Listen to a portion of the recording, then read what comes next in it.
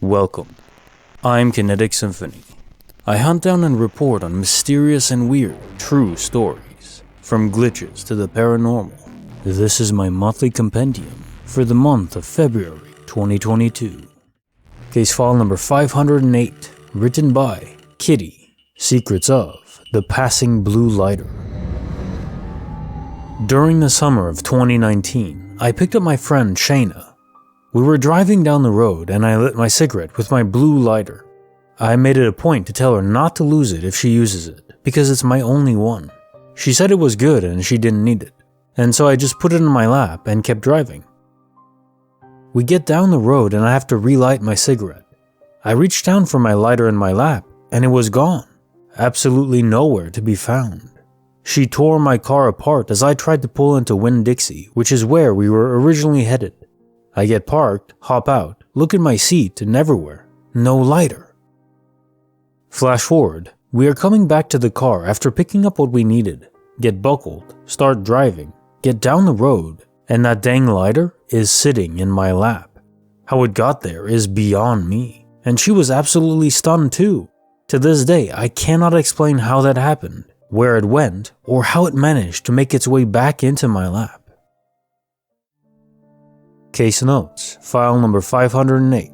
I've been wondering lately when reading DOP, or Disappearing Object Phenomenon, if these objects when they return are exactly the same as when they left. So in one story, the item returned was covered in slime. In another, the returned object was repaired, but then went on to be broken again, in exactly the same way it had been the first time. Like it was reset, not just from its out of phase with space, but time as well. So given that these objects appear to be affected sometimes, does this mean they're being interacted with by beings in a higher dimension when they go there? For these beings there, from their perception, are objects suddenly just phasing in at random points in space and time? To be honest, if that's the case, they kinda have the better end of the deal. Bonus file, written by Fair Grade 9115, Secrets of the Inverted Snow Prince. This happened when I was younger, around 8 or 9. I grew up in a reservation in eastern Maine. I lived with my mother and brother, who was younger. We lived in a 2-story multi-dwelling unit or public housing. Vast wooded area in my backyard, surrounded by deep woods, and wouldn't take much to get lost. But I always enjoyed adventuring and was very familiar with the territory. It was late winter, with about 4 to 5 inches of snow on the ground. I heard knocking on the front and back door at the same time, around 1 a.m. in the morning. I noticed it first, and then my mother got up and told my brother and I to stay in my room. She called the police and went downstairs to see if someone was at the door. We kept hearing the knocking, but as my mother got closer to the door, it suddenly stopped. No one she could visibly see outside the door, and police finally showed up. Lights lit up the front of our place. Neighbors came out to see what was going on, as we had 5 neighbors in our MDU. All of them said they didn't hear or see anyone.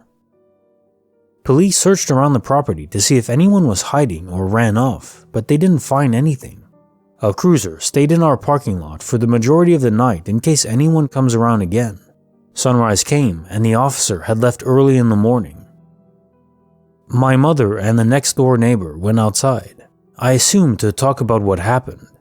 Then she noticed footprints in the snow that went along the building leading to our front and back door all the way into the forest. But these footprints were strange. It's as if someone was wearing pointed boots, men's sizes between 10 to 12. The prints were inverted, as if the toes were facing each other, not at an angle either, directly facing each other in a straight line. The creepiest part about them was the steps of the footprints moved side to side.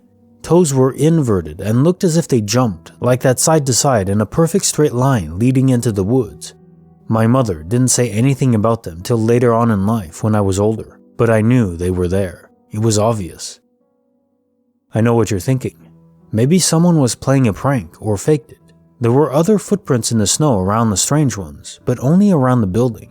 I assumed the other footprints were made by the officers due to the fact they looked normal, but there were no other prints in the snow leading up to the tree line. I followed the prints into the woods. There were no other markings around them, perfectly inverted side to side, hops or steps in the snow, leading deeper and deeper into the forest. I got to the point where an uneasy feeling crept over me, like something was telling me to go back. But I knew where the prints were leading. As I said, I was very familiar with the area. It eventually would have led into a marsh or bog area. I got chilled by that thought for some reason and turned back. I never said anything to my mother about it till later on. I never heard or encountered anything like it ever since. If anyone has any thoughts or ideas what it could have been, I would greatly appreciate it. Case file number 509, written by Little Corn and Beans, Secrets of the Sixth Electric Sense. Something kind of strange happened to me a few years ago. I was living in an apartment townhouse with 2 other roommates. Both roommates were gone for a couple of days because it was Thanksgiving and they were spending it with family, each to their respective hometowns. I had the house to myself for 3 or 4 days. On the second night alone, I decided to make myself some macaroni in the kitchen around 1 a.m. So I'm stirring the noodles in the pot, and out of nowhere, I become very, very terrified and fearful. I felt something and some kind of fear being watched, and I can't explain what it was. I looked over my shoulder almost to expect someone standing there, but there was nothing. I was trying to calm myself down because there was nothing there, but I could not shake this absolute terror and fear. I felt it climaxing and rising up in me. It was rising and rising, and the hair stood on my arms and neck, and I felt close to complete panic. And then, pop! All the lights went out. It was pitch black, total darkness, and the stove turned off, and I became so terrified that I ran out of the kitchen door with no shoes or coat. I ran out into the parking lot, and I felt like I was in a horror movie. There wasn't anywhere for me to go. I didn't know my neighbors, and it's 1 a.m. My feet were freezing though, as it was November, and after some time, I didn't know what to do but just calm down in the parking lot. I couldn't just not go back to my home. So eventually, I just got brave and went back in. I found my phone and used it as a light. I called someone and told them how scared I was, but nothing could really be done. They didn't live near me. I eventually went to sleep and woke up to the lights working again and soggy noodles on the stove. Just really freaked me out that my hair stood up and I had a panic attack before the breaker seemed to switch or whatever happened with the electricity. Could be nothing, I guess, but it seems strange that I felt absolute terror like that. Like another sense came to me where I felt extremely unsafe. Case file number 510, written by Raymond Vanzetti. Secrets of the Disappearing Credit Card. After getting off work on Saturday, around 6 p.m., I went down to the garage to leave for the day. I go to my car and I realize that there is nobody in the garage. No cars or workers. Workers leave at 5 p.m. I head to the gate to pay and leave. I put my ticket in the machine and it takes it. Then I put the credit card to pay. The first time, it did not read the credit card, so I put it again. After 2 minutes of processing, the machine says, "Ticket jammed." My credit card got stuck in the machine. I called the security in the building, and after 30 or so minutes, they came to open the machine. The guy opens the machine and searches for 20 minutes trying to find the credit card. However, he can't. He can't find the credit card or the parking ticket there. He then tries his own credit card, and it works with no problems. He thinks that I'm trying to get free parking, so he tells me he's going to the camera to see what happened. I go with him to the security booth and we watch the video together. You can see that I inserted my credit card and the ticket in there. He calls a manager who has worked in the building for 20 years. He goes back to the machine to check for my credit card, but he still can't find it. He says that the machine is working fine. Been thinking about this for 4 hours now. What happened to my credit card? Can things just disappear?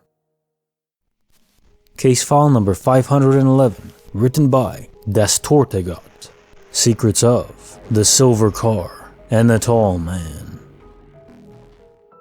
First, I will start by saying that what I am about to describe happened in the span of 20 seconds. I was taking out the trash outside when I saw a silver car parked right beside my house. The car looked quite expensive. I tried to ignore it, but then a man stepped out of the car. He was extremely tall. I'd say maybe up to 7 feet. I am 6'3" and he looked taller than me by a good margin. He was bald, wearing a suit with a black tie, and had sunglasses on.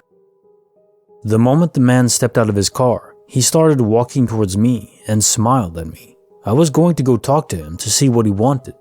He looked like a nice guy, but then I immediately felt a strong gut feeling.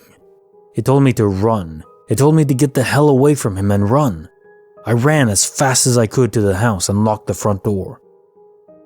I quickly went to the other room to peek through the window, but I saw nothing outside. There was no silver car parked there, and the man couldn't possibly have escaped in such a short amount of time. I literally ran as fast as I could because I was in panic, so there's no way he escaped faster than me.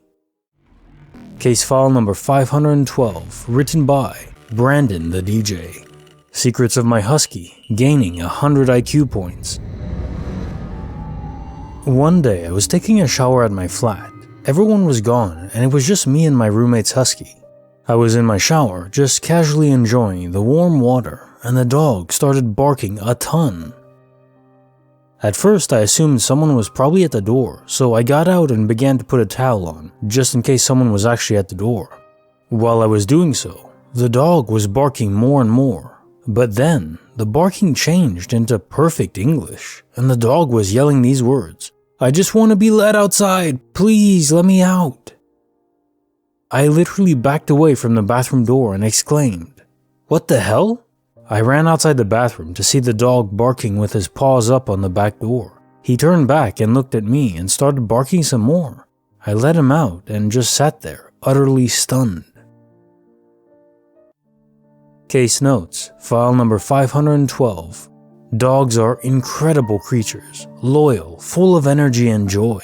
Some can be quite intelligent too, but this takes it to another level. The only mundane explanation I can think of is that instead of your roommate's dog suddenly and temporarily becoming his species' Isaac Newton, it was your own brain that tricked your senses, making you hear the Husky as saying real words when it was merely normal barking.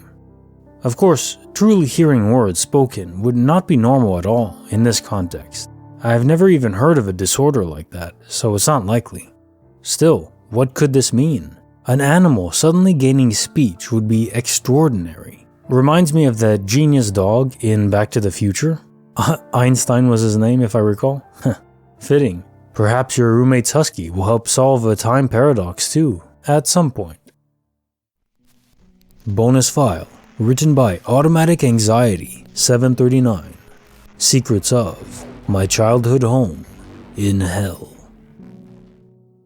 Back in 2001, my parents bought some property to build my childhood home on the south side of Chicago. Some backstory on the property that we found out after the house was built was that the marsh/swamp on the property used to be a dumping ground for bodies from the Italian mafia in Chicago. The black tar that was in the swamp made it impossible to get out of, and the bodies just disappeared. Fast forward to when my family lived there, and we had a beautiful 3-bedroom house with a wonderful yard, a swing in the backyard, and a basement that my parents let us write our names all over, a huge highlight of our house as kids. In that basement, we also had a laundry room that was around the corner of the stairs, and some ballet mirrors leading to it. Ever since I was a kid, I dreaded having to go down to that basement, and always felt like someone was watching me. It was never just a kid being scared of the basement ordeal, something truly felt off. One day I was walking down the stairs of the basement, and out of the corner of my eye, looking through the mirror, a man stood staring directly at me. He was tall, with a flat cap and scrappy beard, plain as day. I tried to scream, but it felt like all the air was gone, just like in a dream. He started coming towards the stairs, and as quickly as I could, I sprinted up the stairs and slammed the door. As a child, I was a wonderfully perpetual liar, and knew no one would believe me. So I never said a word to anyone. A few weeks went by, and I tried to put the image of the man I saw out of my head, but after that, I never felt safe in the house. The scariest instance, though, was when I was grabbing something out of my parents' room and again felt someone staring at me. For fear of seeing the man again, I began to run out of the room. The only thing was, I couldn't move. I stood there like a statue, unable to do anything except cry. I felt a pressure on my chest, like someone was holding me back from moving forward. After what felt like an eternity of being frozen, I finally was able to let out a small cry, and my mother ran into the room and grabbed me. She had to yank me so hard out of that spot as if I was a mouse stuck in a sticky trap. As we fled the room, the door slammed behind us and my mom took me outside where I felt I was finally able to breathe. After that, we never talked about the moment. Apart from my traumatizing encounter, my younger sister also seemed to be on edge in the house. She could never sleep alone and would frequently scream in the night. This will come into play later. Another thing to note was around the house, things would move locations. Doors would open randomly, and if we all left the house, it was in disarray when we returned, as if someone was partying there. My parents never said a word to us about anything that happened and carried on cleaning as if it was normal. My 3 sisters and I were from ages 9 to 5 at the time, so I'm sure nothing was going to be discussed. Things kept happening over the years, and I would frequently see the man staring through the windows as we came back to the house, around corners, and even sitting on a chair in our living room. Eventually though, we had to move due to my parents losing our house in the recession, but I never forgot about the house. After we got older, we all had dinner one night and reminisced about the old house. I brought up that moment where I was stuck in the bedroom and my mom's face turned white as she told me she saw a tall man with a flat cap and scrappy beard holding me there and did not want to frighten me at the time. As she described the man I saw, everyone's faces dropped. Apparently, we all had encounters with the man. My older sister would see him as she played with dolls in the basement. My dad in his garage, my mom with me, but the scariest story was from my younger sister. When she was a child, the man would visit the edge of her bed and stare directly over her, telling her, "Get out. If you don't go, I will kill your family. You're all going to die. I will kill you." Her screams every night were not from some childhood nightmare, but an actual nightmare we all seemed to be living in. She would wake up with scratches from the man that we just assumed were from her childhood eczema, but nope, he could touch her. To this day, we never bring up the old house or drive past the street where it sits. It still terrifies me today to think about all of our experiences in the house, and I will never ever go back. While it will always be the home I grew up in, I truly consider it a place in hell. Bonus file, written by a very living me. Secrets of what terrifies the dogs. We were staying at a Hogan Airbnb on the Navajo Nation close to Monument Valley, and there were several very friendly, calm dogs roaming around. My friends and I, one of whom is deathly afraid of dogs, had no problem being there with them or petting them. We had a gorgeous view of the Monument Valley right from our front door, and it was cold yet cozy. That night, I needed to use the bathroom and opened the door to the dogs going absolutely nuts. There is a difference between a dog barking at just whatever, a person walking by for example, and then there was this, a total fight or flight response. One of the dogs ran up to me looking anxious and glancing into the desert behind the Hogan. It came close, then walked back to look into the desert behind the Hogan. Its fur stood up and it suddenly looked more like a wolf and took off into the desert at full speed, growling and barking in a huge shadow that ran away from the dog. There aren't many huge animals in the area, some deer and horses, maybe cattle, but this was bigger. I didn't stick around long enough to check what it was. I was pretty shaken by what I saw. Found some fresh wolf/mountain lion prints and hoof prints, probably from a horse, outside the Hogan the next morning. The dog prints are significantly smaller. Our host said we might have seen a skinwalker. I'd like to believe it was a horse. It was dark anyhow, but the host didn't want to talk about it too much. The guides we met later on said the same thing, and kept it at that. Later that day, one friend suddenly fell ill on a tour of another Hogan, and almost fainted. That never happened before in her life. The guide said she probably had some bad spirits attached to her. She recovered quickly after stepping outside.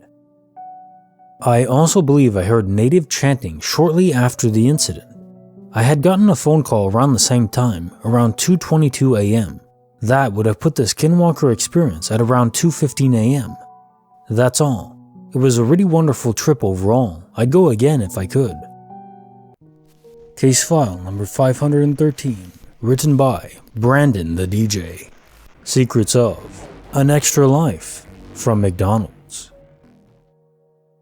Back in high school, I had this friend. We will just call him Josh for the sake of the story. Josh and I were best friends, and we always joked about how weird stuff would always happen around us when we were together, such as lights flickering, random people wanting to talk to us, things disappearing and reappearing. You get the idea. Well, one night we went on a double date, and after we got home to my house, we decided to grab food from McDonald's. As we were walking out the door, I felt this really weird feeling. It was like déjà vu, but felt very eerie. As I stopped right before walking out, I saw a scene in my mind where I was driving in the car with my friend Josh, and we got into a horrific accident and died. I remember it vividly. He was driving his white Mustang. I was in the passenger seat, and we experienced a horrible car crash at an intersection about 3 minutes away, and we were both dead at the scene. What's weird is I had stopped for probably about 2 seconds, but it felt like I just experienced this whole scene for about 15 to 20 seconds. I snapped back to it, and then my friend Josh said, "Brandon the DJ, I just had the weirdest feeling. I think if we go to McDonald's, we're gonna get into a car crash. I just saw a vision of something where we died." What gets even stranger is he's not a very emotional person, but he was tearing up when he told me. We both slowly closed the door and walked back to the couch, and just sat down, and we just sat there in silence for a good 5 minutes, just looking off into the distance, not knowing what the hell just happened. Has anyone had an experience where you think you avoided your death, or saw your death? Case file number 514, written by Chad Kicks 704, Secrets of the Blue Orb over the Pond. My mom and stepdad lived in a house in the middle of 5 acres of land. There was a pond of a decent size next to our house, and the one window I had in my room looked straight out to it. I grew up in Charlotte and would visit my family in Rockford, Michigan as a kid until my stepdad died of brain cancer, and they sold the house in 2011. The weirdest thing I've experienced, which is very mild compared to what I've read here, but still would like an explanation for, happened one summer around 3 a.m. while visiting. I got to sleep with the dog for the night. My little bro and I would take turns when visiting. And one late night, around 3 a.m., our dog Duffy kept going to the foot of my bed next to my window and growling at something. I pulled him up to me a couple times, not thinking anything of it, but he kept going back to the foot of my bed and growling. Finally, I was awake enough to look, and there was a glowing orb floating maybe 10 feet above the center of the pond. I could see the moon in the sky much higher, and the tree line on the other side of the pond, orb completely unobstructed by them. I could also see the reflection of the glowing, floating orb in the middle of the pond. Anyway, I thought it was weird, but didn't think too much of it. Was wondering if anyone had any input or idea what the glowing orb of white light could be. Case notes, file number 514. So there are actually quite a few theories on what these blue orbs of light could be. There is a phenomenon called ball lightning, and it's as described. Sometimes electricity will somehow form into some sort of plasma ball, and it'll appear just like an orb. However, it won't be perfectly spherical, and it'll also make a noise. What you described doesn't sound like this. Instead, it sounds like the spheres that people report in their rooms that are silent and without deformity. Personally, I think that these are yet unformed echoes of people in the past who have died. I think that if you die, there's an imprint that you leave behind on the universe. Your essence, your consciousness, whatever you want to call it, doesn't fully transfer over. Even though I do believe in quantum immortality, I think that not 100% of you leaves. Maybe 99.99%, but that 0.01% that stays behind still matters and can still affect reality in this existence, even if the bulk of you isn't here anymore. The question on that is, the essence that remains behind, does it have a choice to The you that switches over to another universe to inhabit another copy of yourself, you wouldn't be aware of any part of you left behind. But if it is still there, it would be interacting and acting in a way that would be similar to you. Sort of like if you tried to program your own personality into an avatar, something like that. So maybe these orbs are just yet to be manifested versions of echoes of people who died, I like to say. I don't know, that's just my theory. Case file number 515, written by Cafe Kona, Secrets of Two Absolutely Inhuman Men. This happened about 6 years ago, but has strongly stuck with me. The setting: Starbucks in a US college town off an incredibly major highway between noon and 3 p.m. I was running the drive-thru by myself, taking orders over the speaker and serving customers at the window. Business had slowed down for the afternoon, so I was able to work at a comfortable pace for once. I took a car's order, just 2 grande coffees, nothing remarkable, just a perfectly normal and non-irritating interaction. Cool beans, yeah? The car pulled up to the window, and when I opened it to greet them, I got the absolute weirdest feeling. They were pleasant enough, not chatty, but not being short with me either. The 2 men in the car looked like the typical middle-aged white businessmen that come through my drive-thru all the time. Their faces were incredibly generic and nondescript. To my best friend and coworker over the headset, I said, "Hey, I swear, these guys at the window aren't human. They're like the most generic NPC-looking people I've ever seen. Like I can't even describe them, they look so nothing." I wrung them out. "Go hand out their coffees and see if you're still laughing at me." She rolled her eyes, of course, and went to hand out the coffees. Afterward, she agreed that there was something seriously off about those 2 men. We couldn't quite pinpoint it. Aside from them and their car being so nondescript, we couldn't even describe them minutes later. They kind of reminded me of Men in Black, except they seemed to be functioning perfectly fine as humans.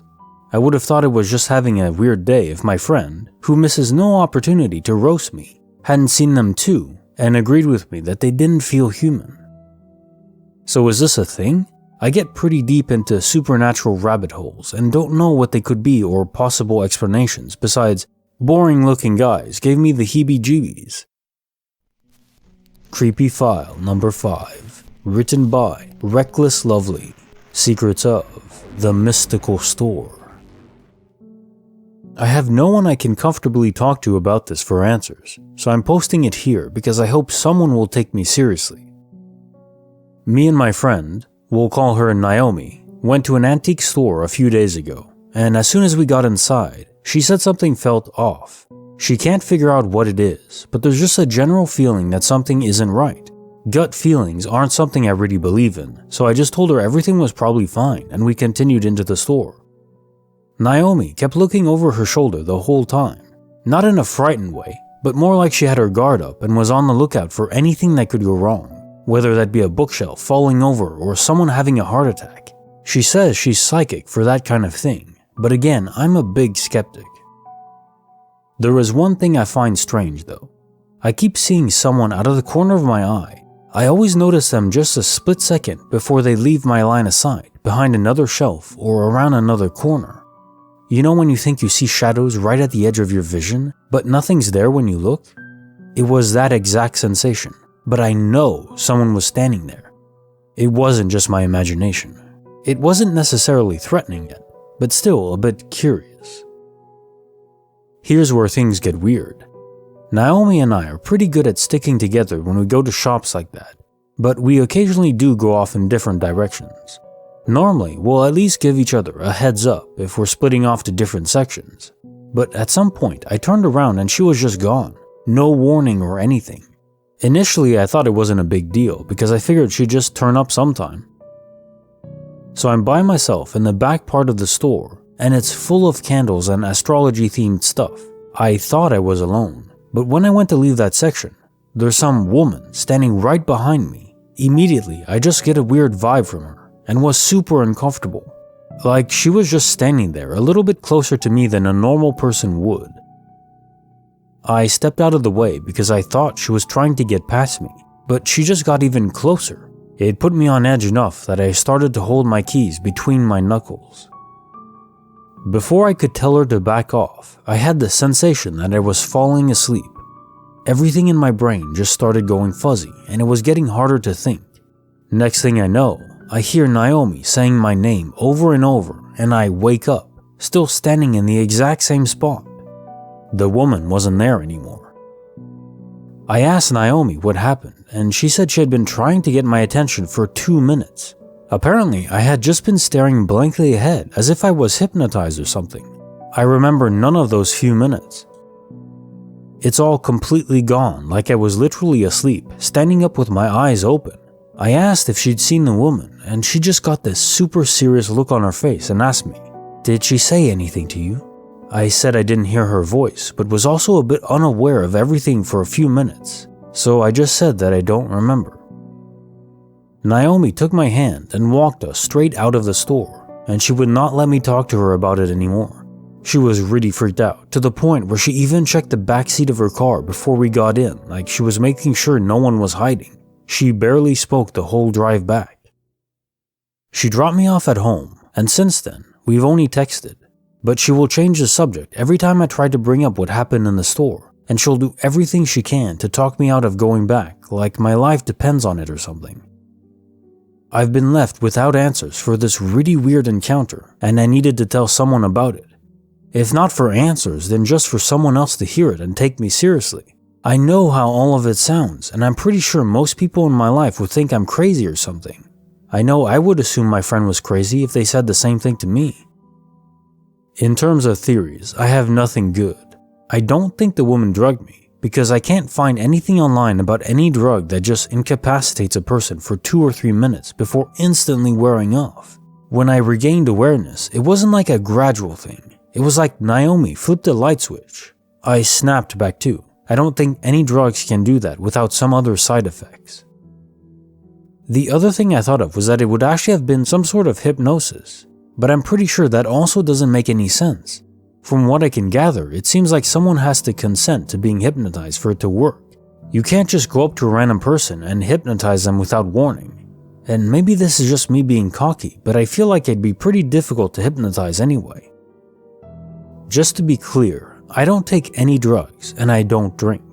I don't even use over-the-counter cold medicine when I feel sick. I typically just let everything heal by itself. Also, I have no history of mental illness besides what some people in my family think is an undiagnosed case of OCD. Case file number 516, written by Ben SK2346, Secrets of Quantum Immortality with my sister. In the summer of 2017, around 2 hours after my grandfather passed away, me and my sister were in a horrific car accident. It was a bit past midnight. We were on our way to my grandpa's house. I was behind the wheel and driving moderately fast. I was supposed to make a U-turn, but the brakes failed and we hit the guardrail. The front of the car was demolished and both of us were badly injured. I believe I lost consciousness for a few seconds, and when I woke up again, I looked at her and saw blood all over her face and realized that she too had lost consciousness. She was slowly coming to when I squeezed myself out of the window and went to the other side to get her out of the car. Her door was stuck just like mine, so I couldn't get her out. People started to gather around and called 911. The firefighters came and removed the door and finally brought her out of the car. When the ambulance was taking us to the hospital, I was having the longest déjà vu of my entire life. I knew which hospital we were going to, even though nobody told me. I knew how the interior of the hospital looked, somewhere I've never been before. I even knew the name of the doctor who was supposed to stitch me up, someone that I've never met before. It's weird because as soon as me and my sister were alone and could talk to each other, she told me about how she feels like she's been there before and was feeling déjà vu the whole time.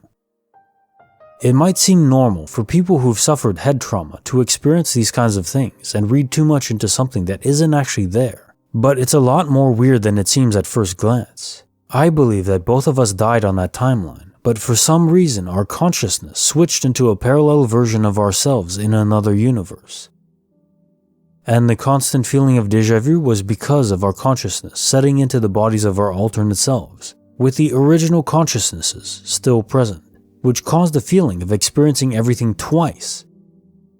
Now here's something truly bizarre. There was a song called Salem by Mohsen Shavosi, which our mom loved and listened to almost every day. Even when my mom didn't play it, my older brother would.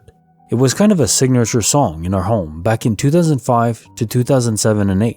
So a few months after the crash, I was having a conversation with one of my co-eds about music.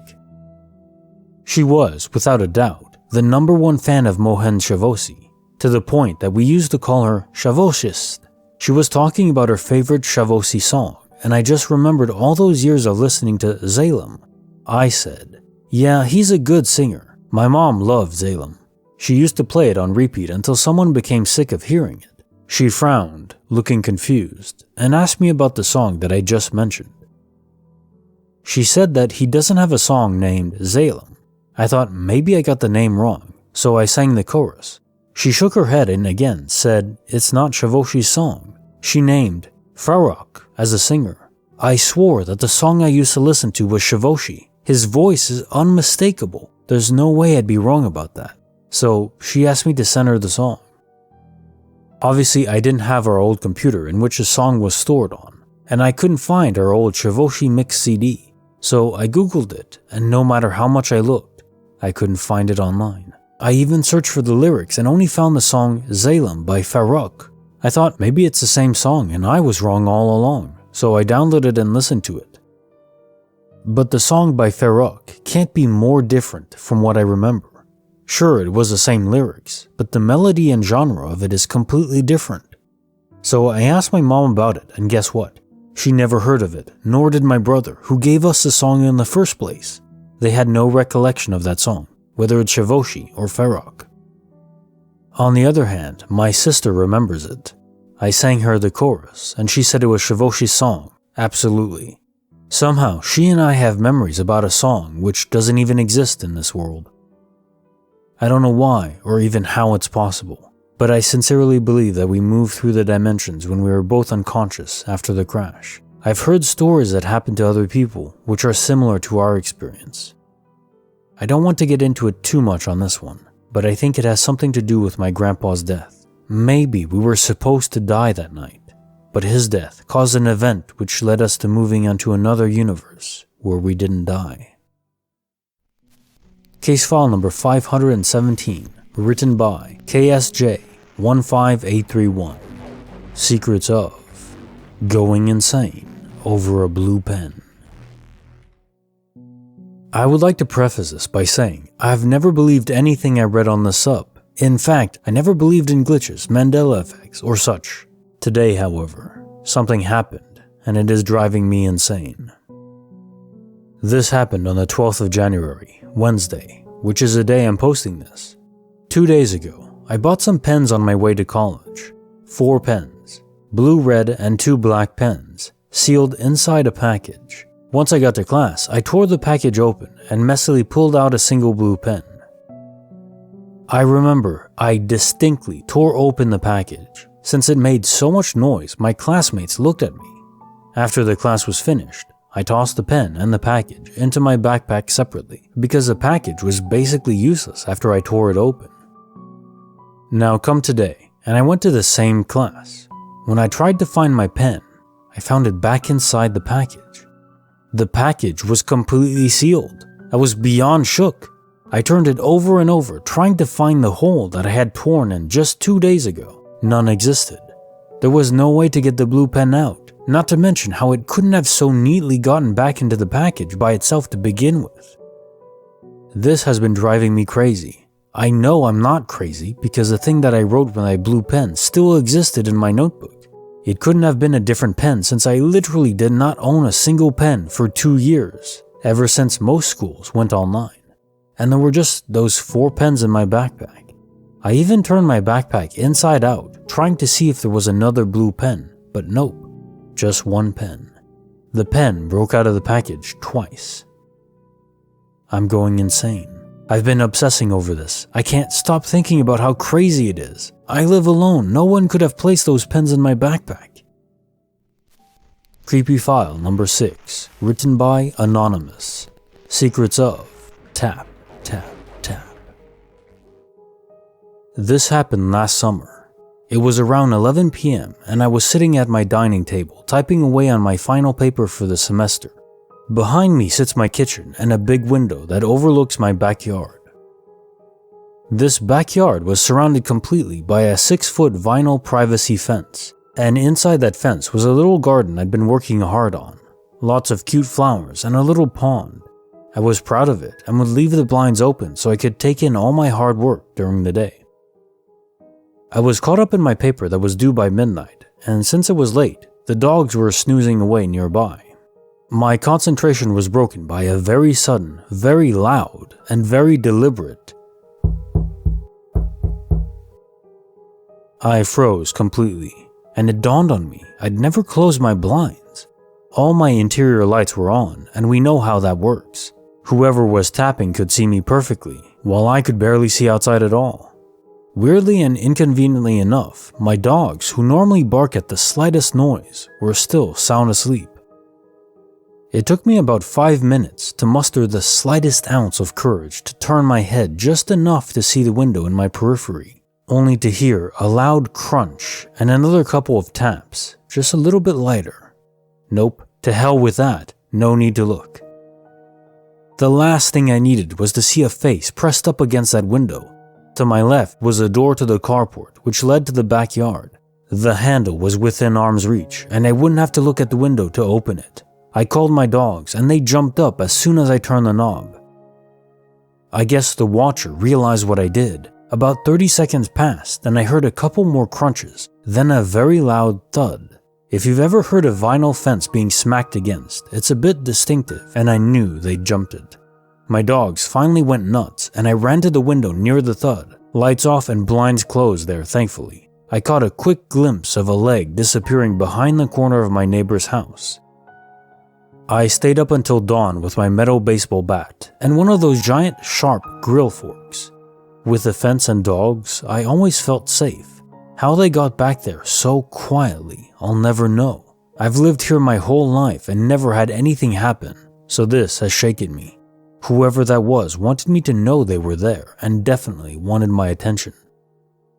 I've since installed multiple cameras and motion lights all around the perimeter of my house. It's been quiet since. I feel better, but that illusion of safety has all but disappeared. Case notes, creepy file number 6. So what strikes me as strange in this ordeal is that your dogs didn't wake up and alert you before this threatening man was at your window. Typically, dogs have such strong senses of smell that they know someone foreign is approaching before we could even hear them. Maybe they indeed were just that sound asleep. Maybe they did something very active that day, but I'm not so sure. It may not be anything supernatural. Maybe it was just some creepy guy that wanted to look into a stranger's house. But it does strike me in that vibe of abnormal. I'm glad you're safe. I do wonder what the security cameras would have picked up had they already have been installed when this happened. Hopefully, nothing more than a creepy man. Case file number 518, written by Scared Jury 750. Secrets of 2 people multiplying into 3. I was at my serving job on Monday night last week with 5 tables. I ended up serving these 2 guys at a table, and I took their drink orders and brought back 2 drinks. Then took their 2 food orders and punched them into the system. Later, their order came up from the kitchen, and the slip said 3 wing entrees. I said, I made a mistake, I only put 2 orders in. I then turned around to see 3 guys with 3 drinks at that same table.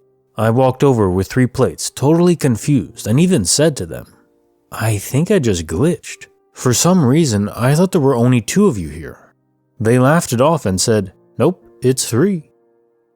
I wasn't tired. I started my shift at 5. Their table was straight behind the kitchen, so I think I would have noticed 3 at least once before their orders came while running other food, and I don't think I confused them with another table because my other tables were families. Case notes, file number 518. It's funny I can now say this, with so many case studies to go by.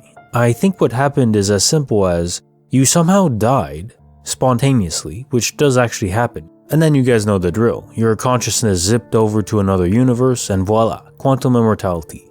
And now you're in a universe very similar to your own. Perhaps the only difference being at that table, it has 3 customers instead of 2. And the you in that universe, before you had switched over, had taken their order for 3. It's kind of remarkable how many glitches quantum immortality will explain. Not all of them, but quite a few. It does make me think though of all the possible universes out there that go beyond being similar to our own. Remember, anything that can physically happen within the laws of physics can and does happen in some universe out there. Let's say if dragons are physically possible, then there's a universe out there where they exist and routinely melt the shields of brave warriors trying to plunder their booty. Honestly, I kind of wish I was in that universe sometimes. Sounds pretty epic. Minus being melted, of course. Case file number 519. Written by Suga Cookies.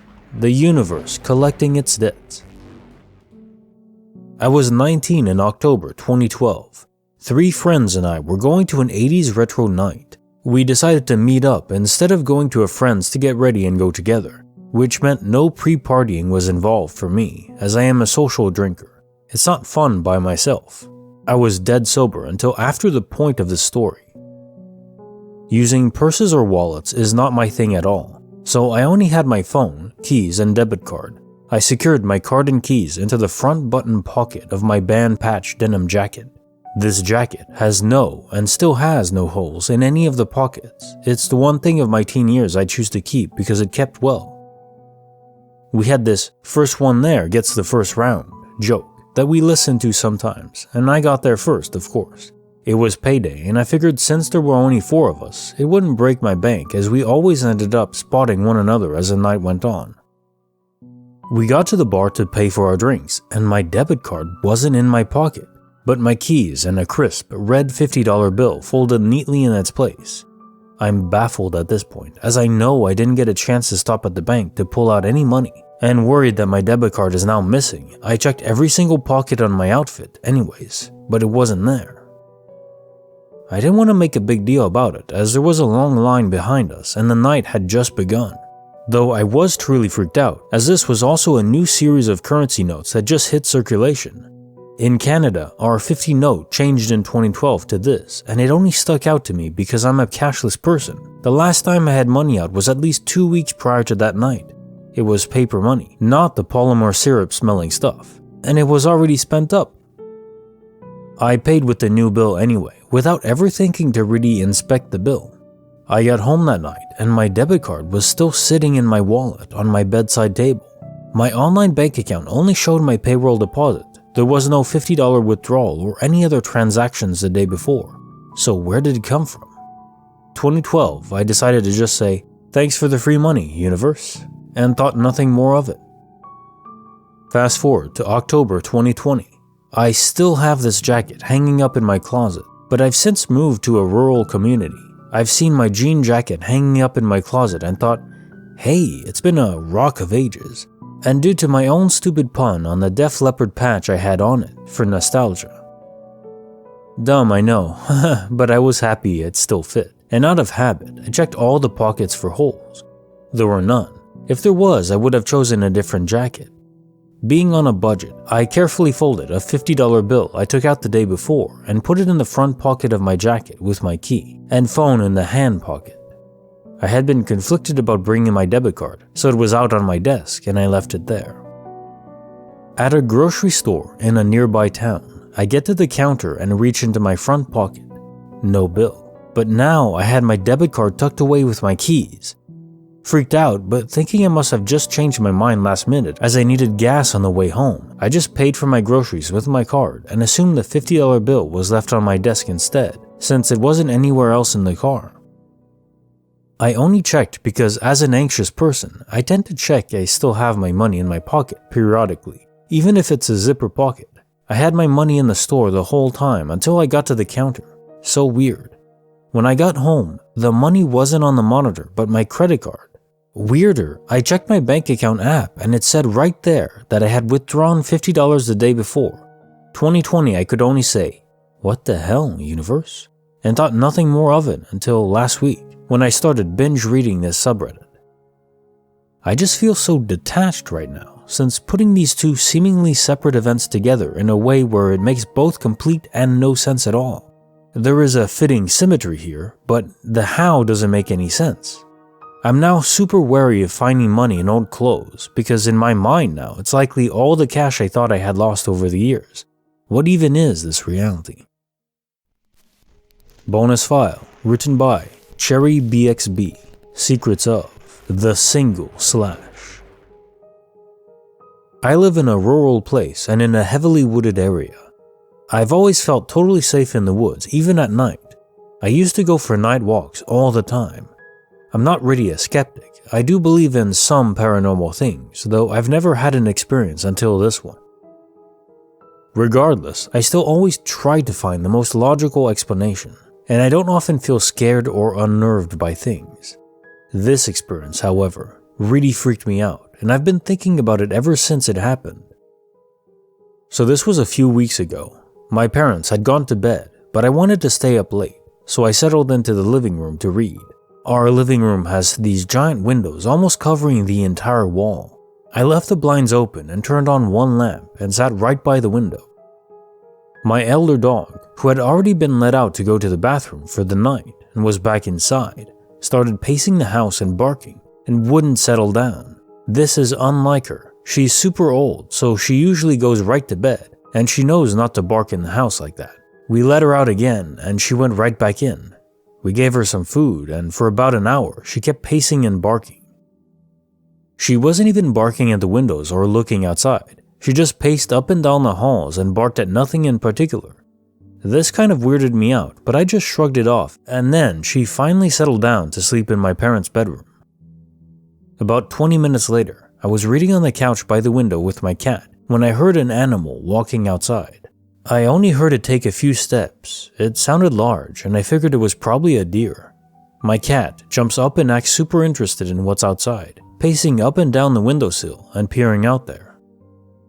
Then, after a few minutes, the screen of my window furthest from me across the room starts shaking violently, like something is shaking and banging on them really hard. Again, these windows span the whole wall. It startled me, and I looked over. I couldn't make anything out in the dark or see what was outside. And then the shaking and banging grew even more violent and the windows next to me started shaking too. My cat freaked out and ran out of the room. I was really scared and did something you'll probably think is kind of silly. I literally closed my eyes and threw the blanket over my head and waited for it to stop. The shaking/banging lasted for several more seconds. I remember being taken aback by how much force seemed to be behind it. I just couldn't bring myself to look. I had an awful feeling, and I think if I looked and saw something horrible, it would really traumatize me. It finally stopped, and I stayed under the blanket for 2 entire hours before I could work up the nerve to get up and go to my bedroom. The next morning, after I woke up, I calmed down a lot and figured it was probably some kind of animal. I went outside to go look at the window to see if I could find tracks or something to look at the screens. What I found made my skin crawl. There was a single, long, diagonal slash in the window screen of the window I was sitting right next to. If you are standing in front of where the slash is and looking inside, the slash aligns right over the spot I was sitting. No tracks. So that's creepy as all hell. And what's weird to me is that if it were an animal, why weren't there more slashes? Just one single, deliberate slash is strange. There were absolutely no scratch marks or slashes anywhere else on the screens or around the windows, just that one. The other screens were just pretty loose now. If it was a bird, I would have heard wings flapping. I feel like I would have heard animal sounds if it were any kind of animal. If it was a person, which is even scarier to me, I would think someone would do something like this, would have taken it further, and probably would have done more to scare and intimidate me than just shaking some windows and slashing one, and then leaving just to scare me. Besides the shaking and banging, there were absolutely no other sounds, and since we live rurally, the chance that it was a person seems more unlikely. And of course, again, there were no tracks anywhere. It freaks me the hell out, but there's nothing I can really do about it other than put up trail cams. Nothing like this has ever happened to me the entire time I've lived here. A few nights before this happened, I actually started to feel some bad vibes from the woods at night.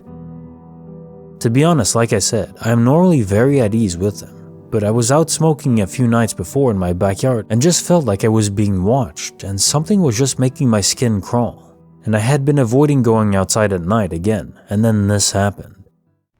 Case file number 520, written by Stocko147, Secrets of My Little Sister, Disapparating. Alrighty, so before I start, I want to clarify. I was 100% awake when this happened, as I was laying on my bed on the phone with my then girlfriend, and it was only about 11:30 p.m. I was 14 or 15 at the time, and I was living in a small 3-bedroom house with my father, little sister, 4 to 5 at the time, and my brother, 6 to 7. Myself and my brother both shared a room, and my sister's room was directly outside our door, but to the left, both entering the kitchen. At this time, as I stated before, I was on my bed talking on the phone when I heard my little sister moving around in her room, going through her drawers, etc. Now, this wasn't so strange, as she would always be waking up and pulling things out of cupboards, clothes, books, toys, etc. It was just a habit she had as a kid.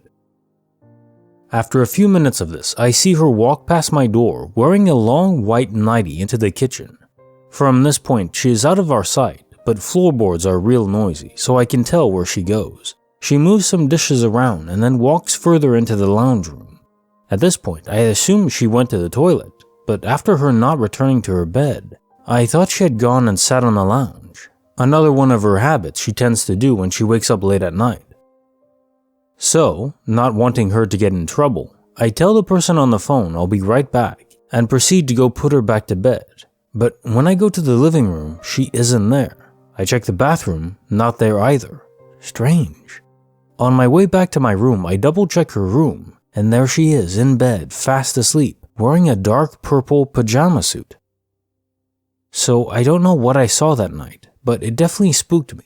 Also, not the only thing I've experienced in this house that was weird. Case notes, file number 520. A case of astral projection, almost certainly. You also mentioned this isn't the only strange thing that's happened in your home. I suspect your sister has a lot of involuntary input on this. It appears that those who have this ability to project themselves beyond their physical form, they attract more glitches and mysteries than most. It's a common pattern I've noticed from reading so many stories from so many people. Maybe it's like a hidden ability granted at birth by random chance, a sort of extra bonus to our character stats when we are brought into the world. Most only play around with the usual, strength, stamina, intelligence, charisma, but the hidden traits of greater supernatural perception, like those who are sometimes able to see parallel universes for a few minutes, or in the case of your sister, the ability to cast her spirit around. If you ever tell your sister about this, I'd reinforce the fact that this is a gift, not a curse. Case file number 521, written by Scared Thug. Secrets of My Embroidered Top. So I took 3 medium-sized tops to be embroidered for work, 2 new with tags. My son picked them up for me on a Friday. On Sunday, I took them out of the bag and placed them on the ironing board. As I'm ironing, I realize one is not mine. It's a large size and obviously worn. Only one of the tops with tags is there. I drive to the shop and explain what happened. They take the large, review my receipt and say they'll call. Friday comes around and no call. So I go up there again and again. I'm told that the manager will call me. I'm thinking they're not going to call me because I had an issue with them before. They embroidered the back of my shirt by mistake, but they handled it professionally. Yesterday, I got home and the missing scrub top was folded on my bed, embroidered. I asked my husband and he said it was in his laundry. But how? He keeps his laundry in the closet and I keep mine in a corner of the bedroom. It wasn't in the bag. It didn't have the tags and it's embroidered. Even when my son first brought the bag home, I glanced to make sure there were 3 embroidered tops. Creepy file number 7. Written by Ren Fanon. Secrets of the Bird and the Cage. In 2016, I had just returned to my home state from college, freshman year, and had gotten an awesome job as a store manager for a local boutique. I loved my job, and even though I had a really young crew 90% of the time, they worked hard. We were located in an indoor mall and were on the top level. Lots of people use the mall for whatever. Walking, window shopping, hanging out, real shopping.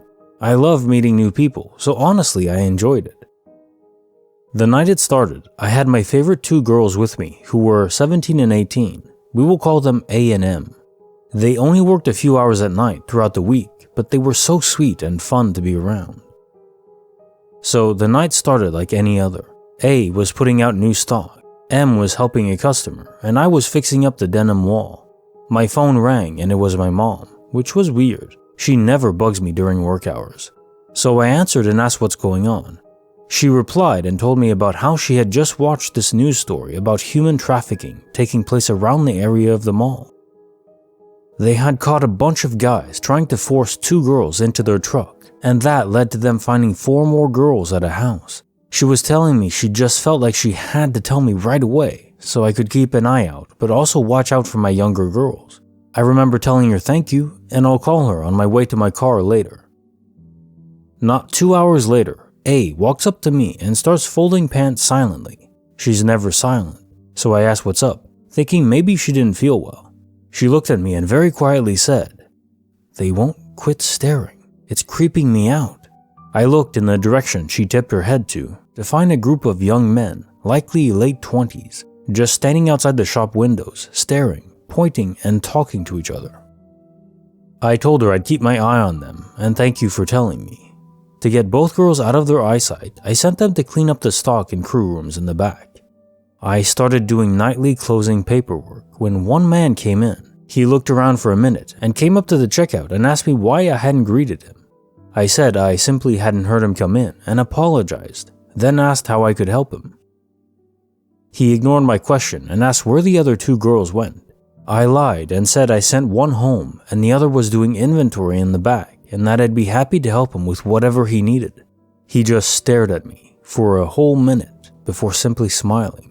Never one to back down, I smiled back and told him if there wasn't anything he needed, I was going to have to ask him to leave as the time was now 9 p.m. and it was closing shop.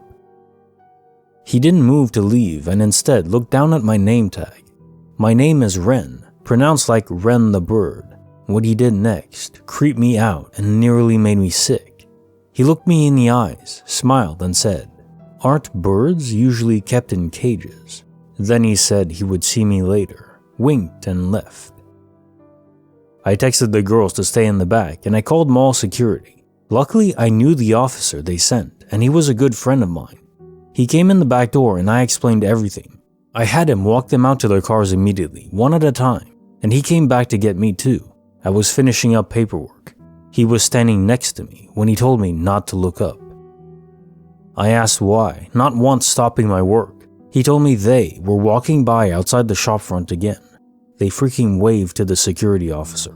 He told me to just finish up and he'd get me to my car. We were one of the last shops open, so I finished around 10 p.m.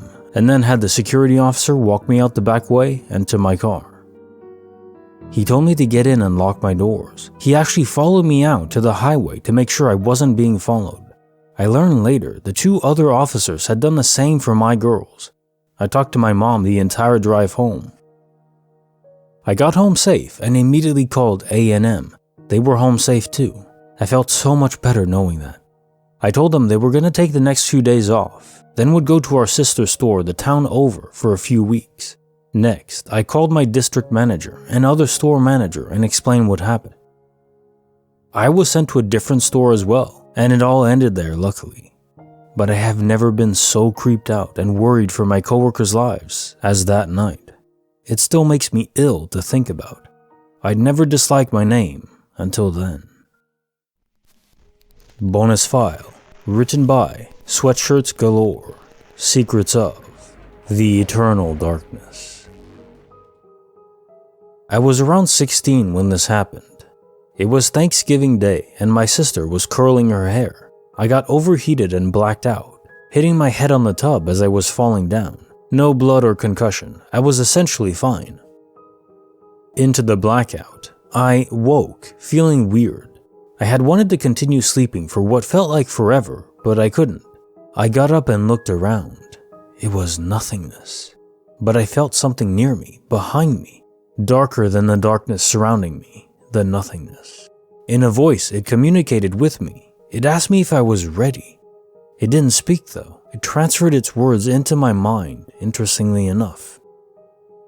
Confused, I asked what it meant, if I was ready.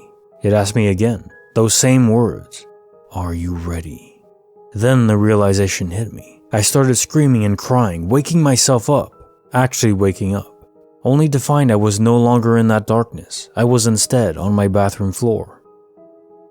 Up until last month, I had never told anyone about this.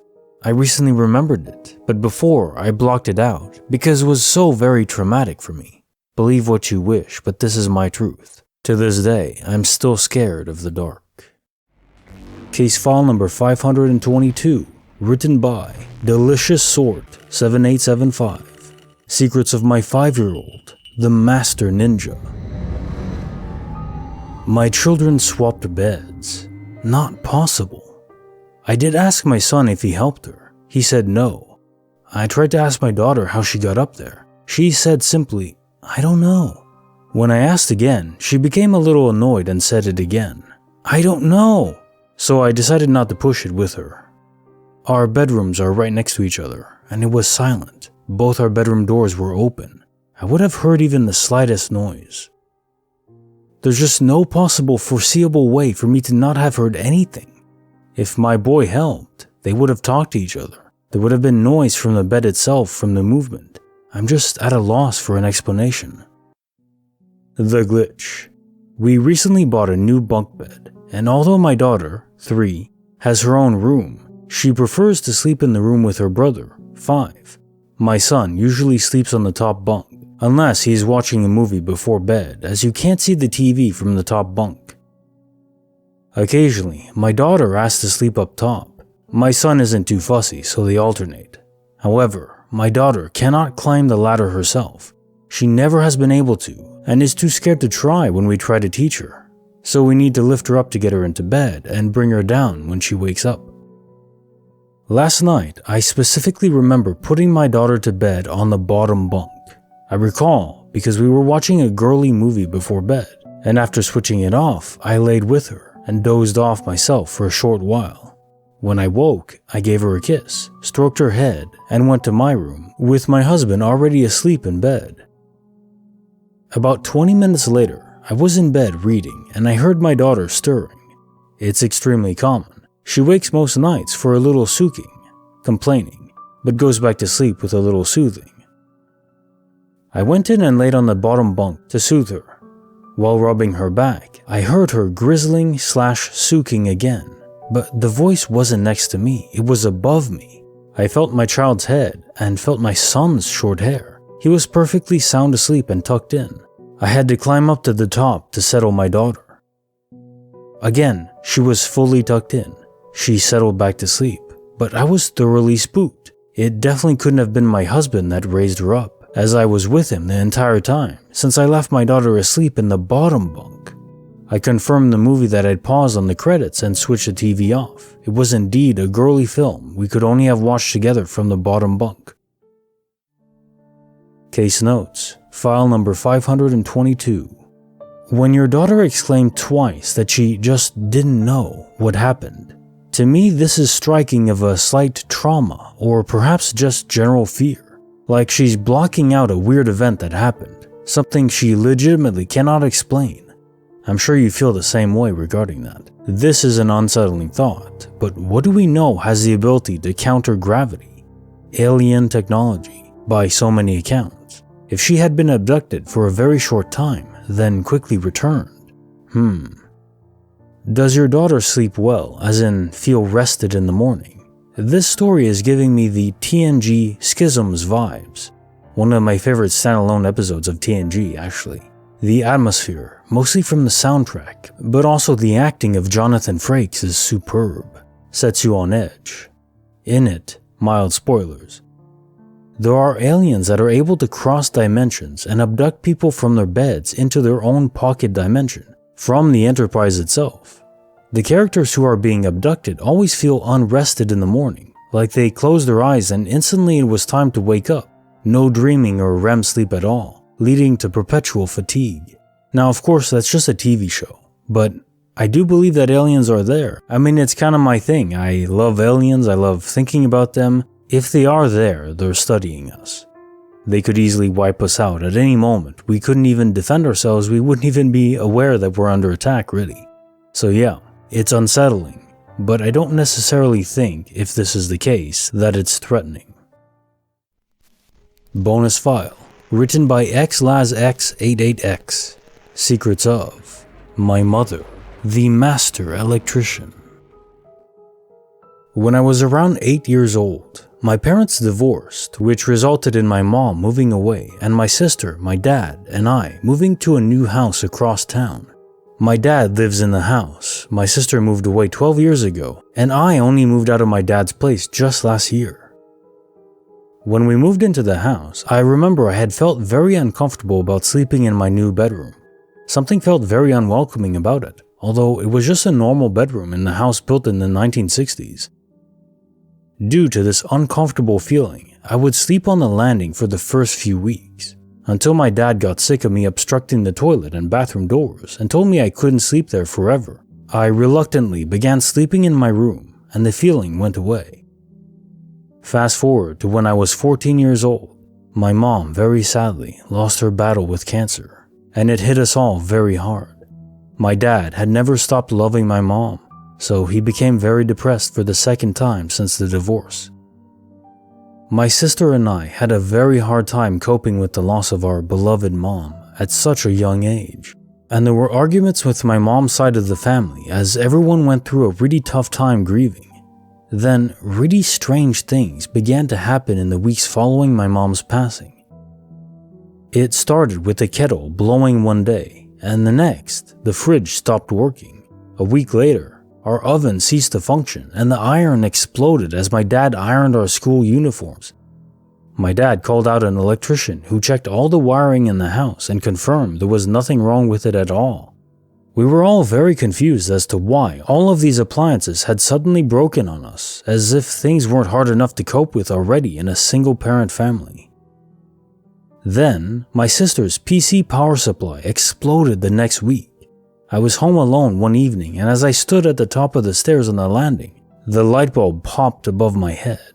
I remember the absolute fear that surged through me as I almost fell down the stairs in a panicked state. Dad called in a different electrician the next day.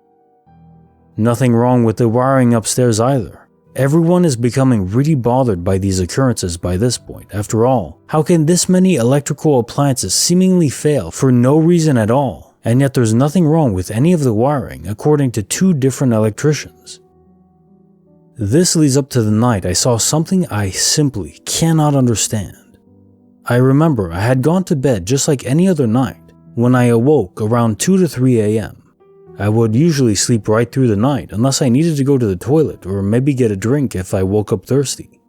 I lay there a bit annoyed with waking without the need for either of these, and then I remember my feet suddenly felt very cold. I folded the quilt underneath my feet, and yet they were still very cold, as if I had stuck them in a fridge or walked on a very cold stone floor. I became restless with this, and then that is when I noticed a light in the middle of my room. At first, I believed it was a reflection coming through my bedroom window, so I sat up and checked to see if anyone was parking up outside in the street. Nothing. The whole street was dark, even the street light was off. I turned back into bed and looked back up at the ceiling. The light was still there, and this is when I noticed that the light wasn't on the ceiling. It was floating around a foot below it.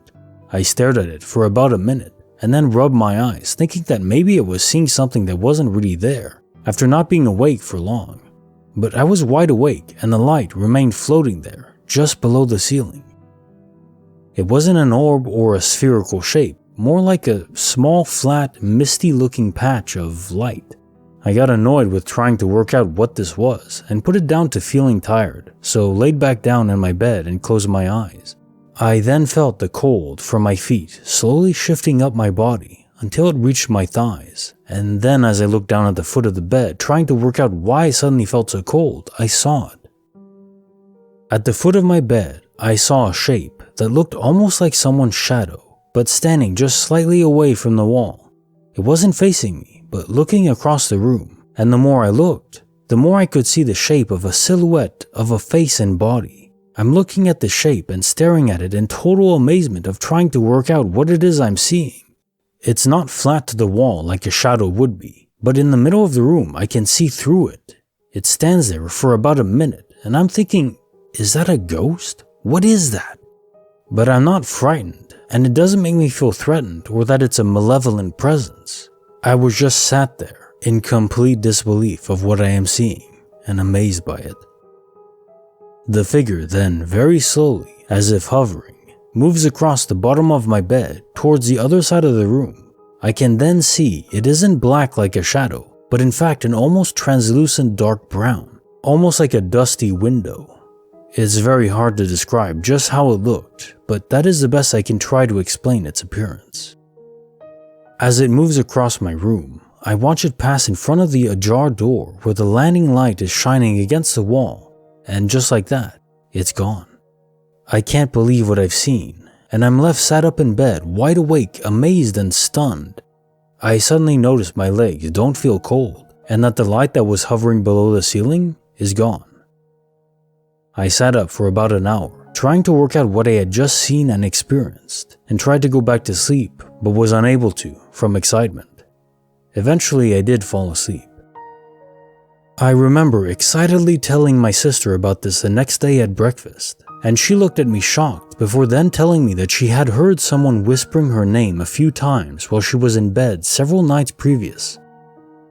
She thought I had stood outside her door and was talking to her, but when she checked, nobody was there.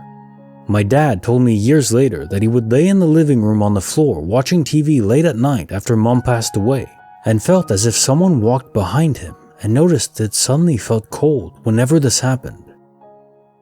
I never felt afraid living in that house, and after about a year, nothing else seemed to happen.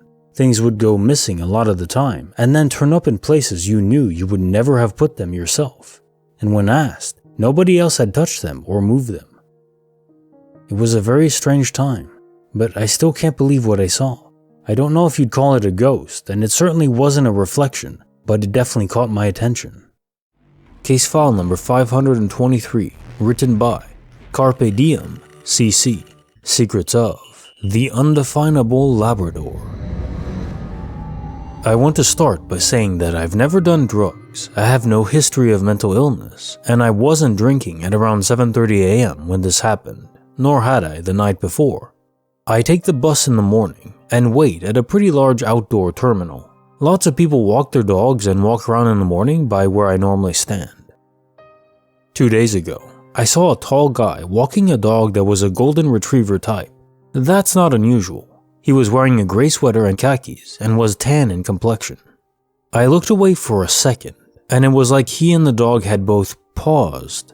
Weird, I thought, until the exact same man, just with a yellow lab instead, came walking down the hill. The two of their profiles lined up in front of my eyes about 7 feet in front of me, and they became the same person, with the Labrador being the dog that won out. I wouldn't have believed this happened and would have chalked it up to me being tired or something if the girl sitting there with me hadn't exchanged shocked glances with me. I also saw him with the lab today. It's really trippy. Case file number 524, written by BC Addy, 85. Secrets of the Elevator, Crushing My Mind. Hi folks, I'm 19 years old and I have a girlfriend of the same age. She is an amazing person and I can't put into words how much she helped me during 2021. When I'm with her, I feel like I'm the best version of myself, even if I'm not perfect. We've been helping each other out in numerous situations since we started dating, and that's one of the reasons we are so close. That and the fact that we were friends for ages. Unfortunately, some crap has been going on with her family. I won't go into detail because I respect her privacy. That said, she is definitely not at her best right now. She's already going through a lot and her relatives keep fighting over her attention, like little kids. None of this had anything to do with me, but I'm here to support her, as she did for me before. So after Christmas, I decided to take her to a hotel so that she could de-stress and stay a little away from home. We went to a place that is famous for having units in several cities here in Brazil. I booked a nice room and we spent a great day together.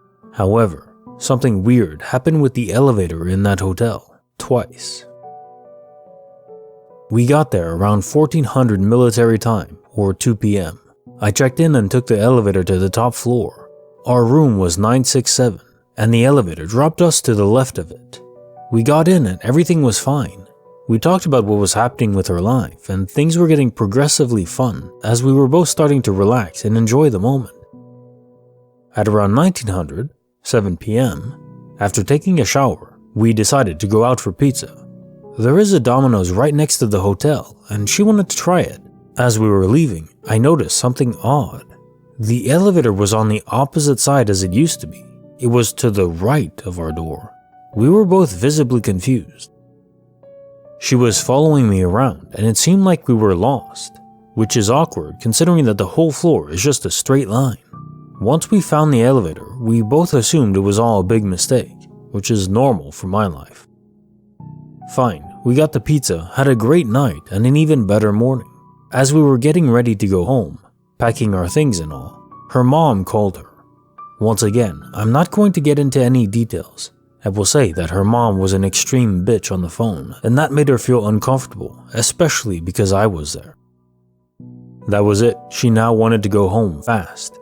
I noticed that, and we left about 5 minutes later, at 10:50 a.m. However, the damn elevator was to the left of our door, as it originally was.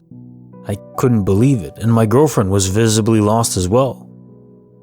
That said, she had bigger things to worry about then, and simply didn't care. Once I tried to point out that oddity to her, she said that I was the one confusing her mind and that the elevator was always to the left. I just said, okay then, and we left the hotel. Overall, it was an amazing night. The room was great and I felt unbelievably comfortable during my time there. Me and my girlfriend also spent New Year's Eve together and things are getting better, I believe. However, this elevator is still on my mind. It didn't scare me, it made me curious. Creepy File number 8, written by Crunchy Leaves, Secrets of the 3 a.m. Laundromat Stalking. I'm a thin, athletic, white guy, 5'9". Not the most intimidating presence, just average. But I happen to have a nice, bulky coat on that probably added some uncertainty to my figure. Also, my savior, because as mentioned, I'm not exactly a bear, would be my situational awareness. It's 2:30 a.m. or so, and it's my favorite time to do laundry. There's a 24/7 auto-electronic laundromat right by my apartment. While there's employees there during business hours, there's roughly an 8-hour stretch where I'm the only one who will be in the building. I'll occasionally see an old timer around 4:30 to 5 a.m., but usually only on Sundays, which I avoid. It's literally only a half mile from my place. I zip down there. It's a cold night, well below freezing. I toss in my clothes, soap, and swipe the laundry card. On my way to grab gas, milk, deposit at the bank, and back to my apartment to bring some things inside from my car. I do some dishes and decide to head back down. I'm usually playing a video game while doing my laundry, or just procrastinating. My stuff will sit for up to an hour sometimes. There's no one there, so hey, no biggie. Not this time. It's now just shy of 3 a.m. and I get the notification that my laundry is done on my phone as I'm seconds from the laundromat parking lot. I pull in and scan the parking lot. No one here. I proceed to walk in the front door and immediately notice someone come into the building from the far side door. A guy maybe 6 foot with 2 hoodies on, both hoods up. Most of his face was concealed. The building is unlocked and often used when the place is busy, but there was no card there, although there is a bathroom in the place. As I walked to my machine, which was about dead center in the building, I thought this person had quickly bolted back outside. Then I noticed him again. I think he had ducked, still just by the door. Mind you, we had 2 islands of laundry machines between us. He starts up near the wall, which is on my left. I'm watching him at this point. I was hoping he'd need to use the bathroom, but he hurried past it, not in a run, a very quick walk. Now he's up on the opposite side, nearer the corner of the laundry machine strip, maybe 15 feet away and just out of my line of sight for a moment. I didn't want to trigger the guy or appear scared, so I continued shoveling my wet clothes into the laundry cart. The adrenaline begins trickling in, and the hair on the back of my neck goes up. Before rounding the corner and crossing back into my vision, he hesitated. I eventually turned my head to rotate back and he kind of popped into the picture. He glanced over and we made eye contact as I reached into my coat pocket to fist my keys. He continues up the aisle and makes a left back out the side door. I have a little blade in my keys, so I popped that open and proceeded to toss my crap in the dryer while scanning my surroundings the entire time. Eventually the time came to go outside. The front doors are automatic, so I had both hands free. I literally walked out of the place wielding a knife, shaking with adrenaline. But it was a ghost town out there. I proceeded to my car, went home, drove my wife to work, and I waited until about 6 to grab my clothes. My conclusion is that I'm nearly positive that this person scoped out the laundromat. My machine, all of them, has a digital timer for the current wash. This guy entered the building within a minute of it going off and me pulling into the lot. At 3 a.m., a night where it was only 20 Fahrenheit out. Coincidence? Maybe. But I was scared either way. Case notes, creepy file number 8. You did well staying cool, calm, and collected, not panicking. You mentioned he had 2 hoodies on, with the hoodies pulled up. Perhaps not that abnormal given the cold weather, but yet still, difficult not to be creeped out in a scenario like that. I've never used a laundromat before, but any business that's open that late, I think maybe awkwardly, it's best to greet whoever's in there, break the icy tension right away so whoever's there doesn't think you're out to rob them or worse, like in your case. But the honest truth, often the mundane human can be the most terrifying force around. Case file number 525, written by Mango Icy, the secret dream girl with a red birthmark. So I know people talk about déjà vu a lot, and people love to explain it away with science, like, your brain is tricking you because insert logical reason here. You just feel like this scenario has happened before, but it hasn't actually happened yet. I do agree with this to an extent.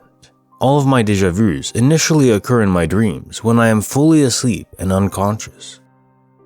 When it happens again in reality, I always stop and think about it, but I dismiss it because it most likely is just my mind recreating a sense of familiarity.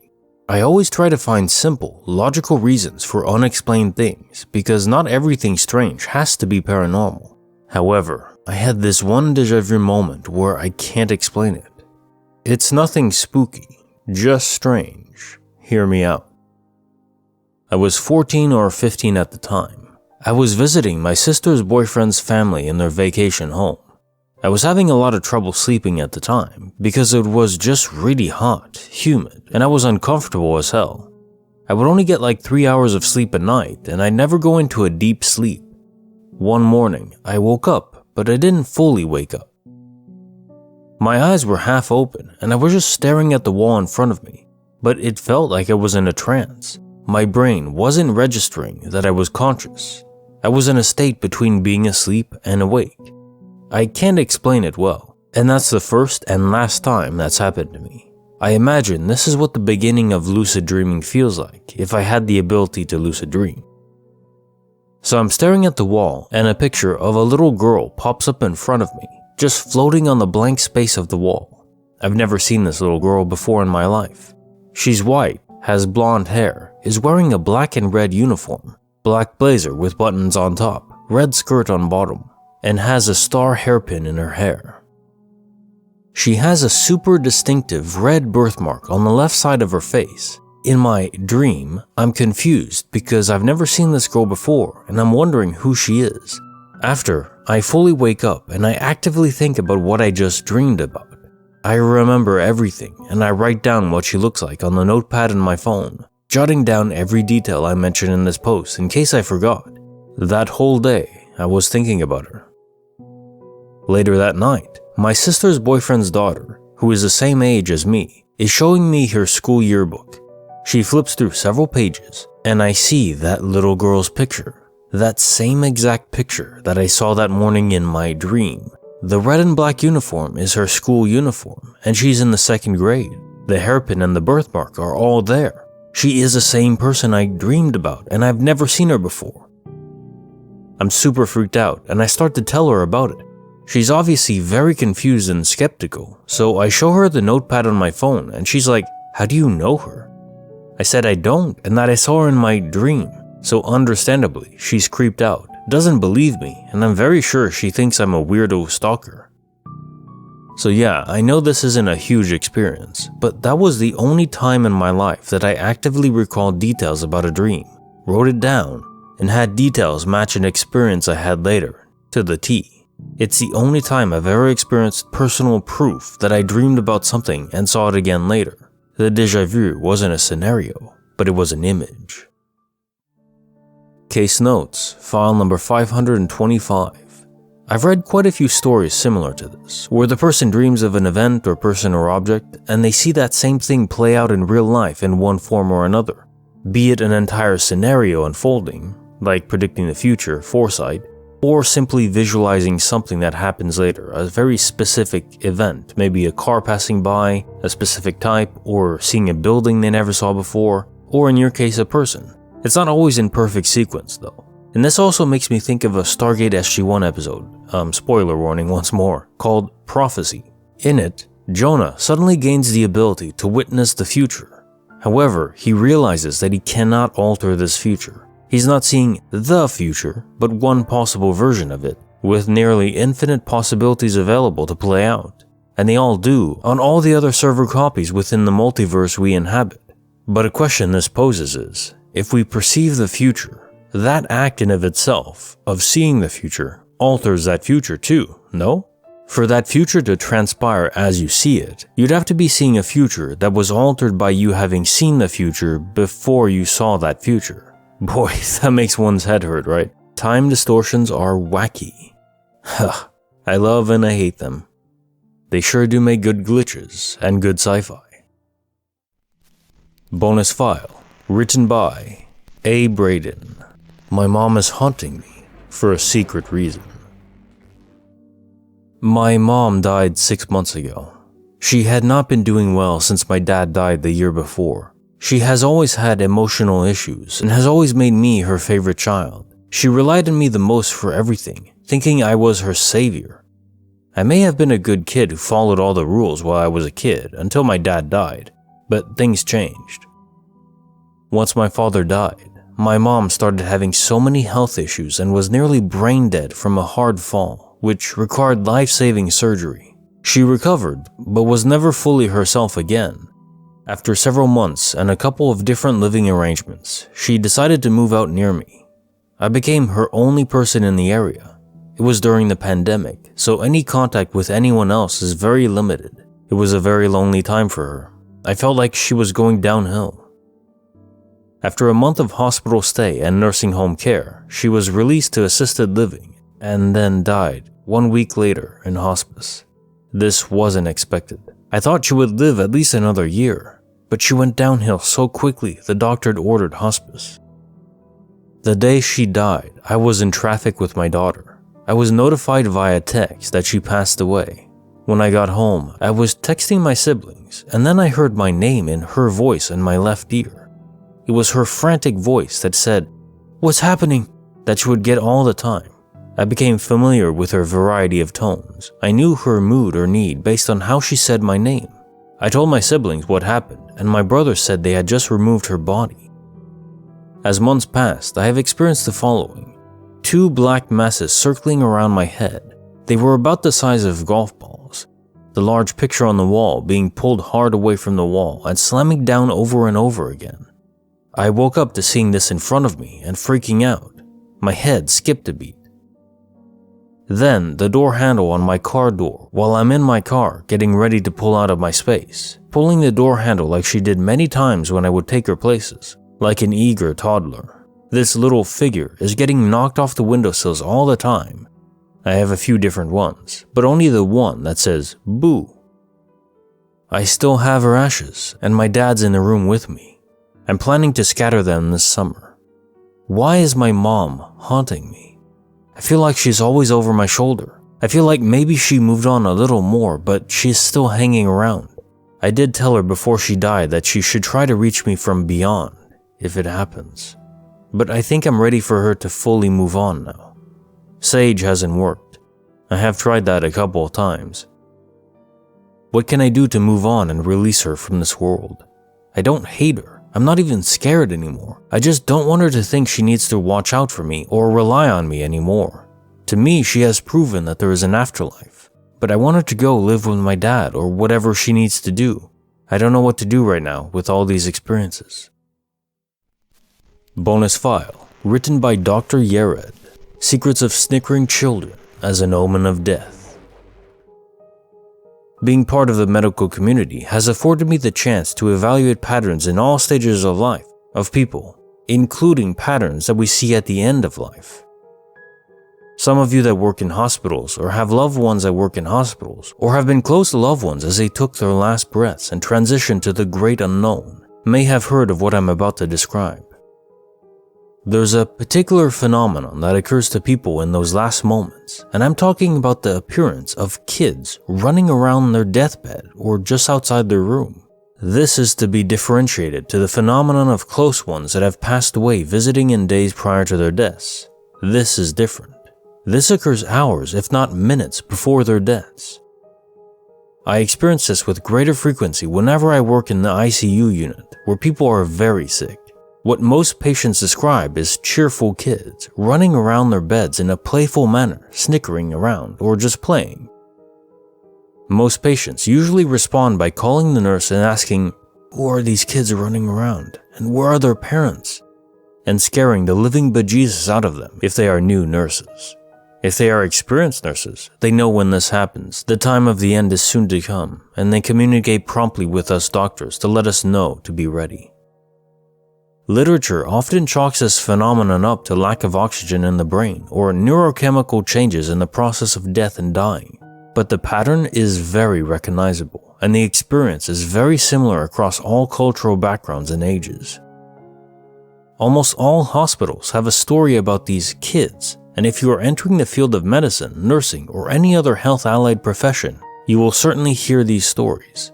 So if you are doing rounds in the ICU late at night and hear some snickering or tiny feet running in the hallways, prepare, because the call of code green or code red is about to sound off in the PA system.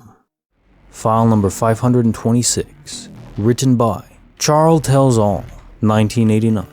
The Secrets of a Man Who Lost His Wife Far Too Young. What became of my wife? Hey everyone, my name is Charles. In college, I met an incredible woman and fell in love. After many awkward encounters and clumsy dates, we finally formed a solid relationship and ended up getting married soon after college. We moved in together, got our first serious jobs, and life was going really well for us.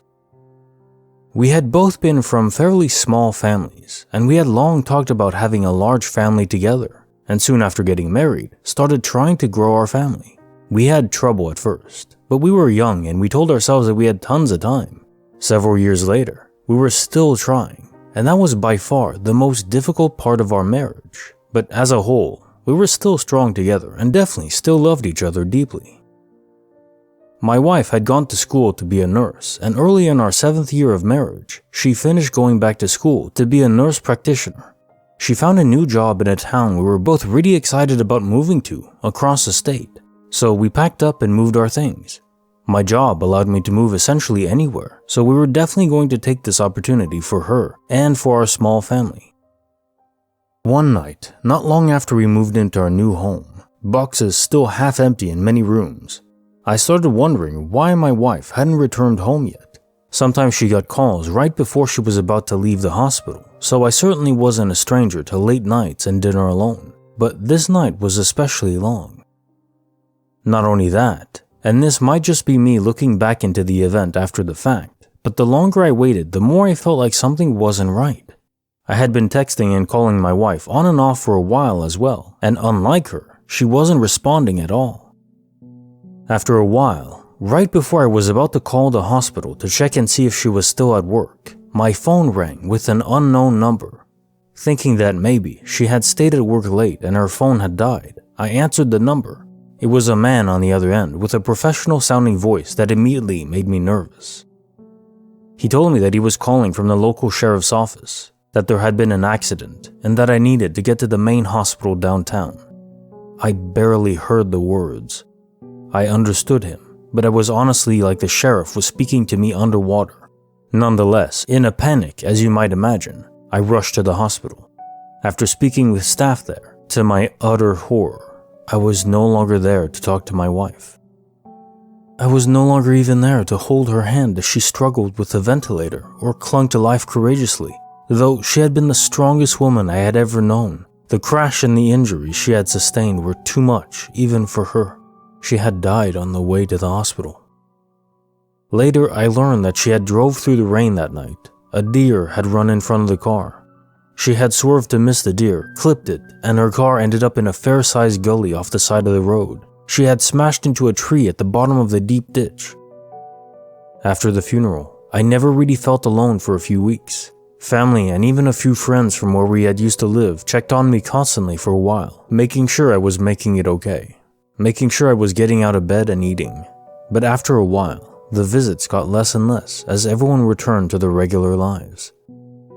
Yet for some reason, I always felt two ways at once, especially in the home we had started to unpack in together, the home that was still only partially unpacked in. I felt deeply, terribly alone, lost at sea without the only one who has always been there by my side since college. But at the same time, strangely, I continued to never feel alone.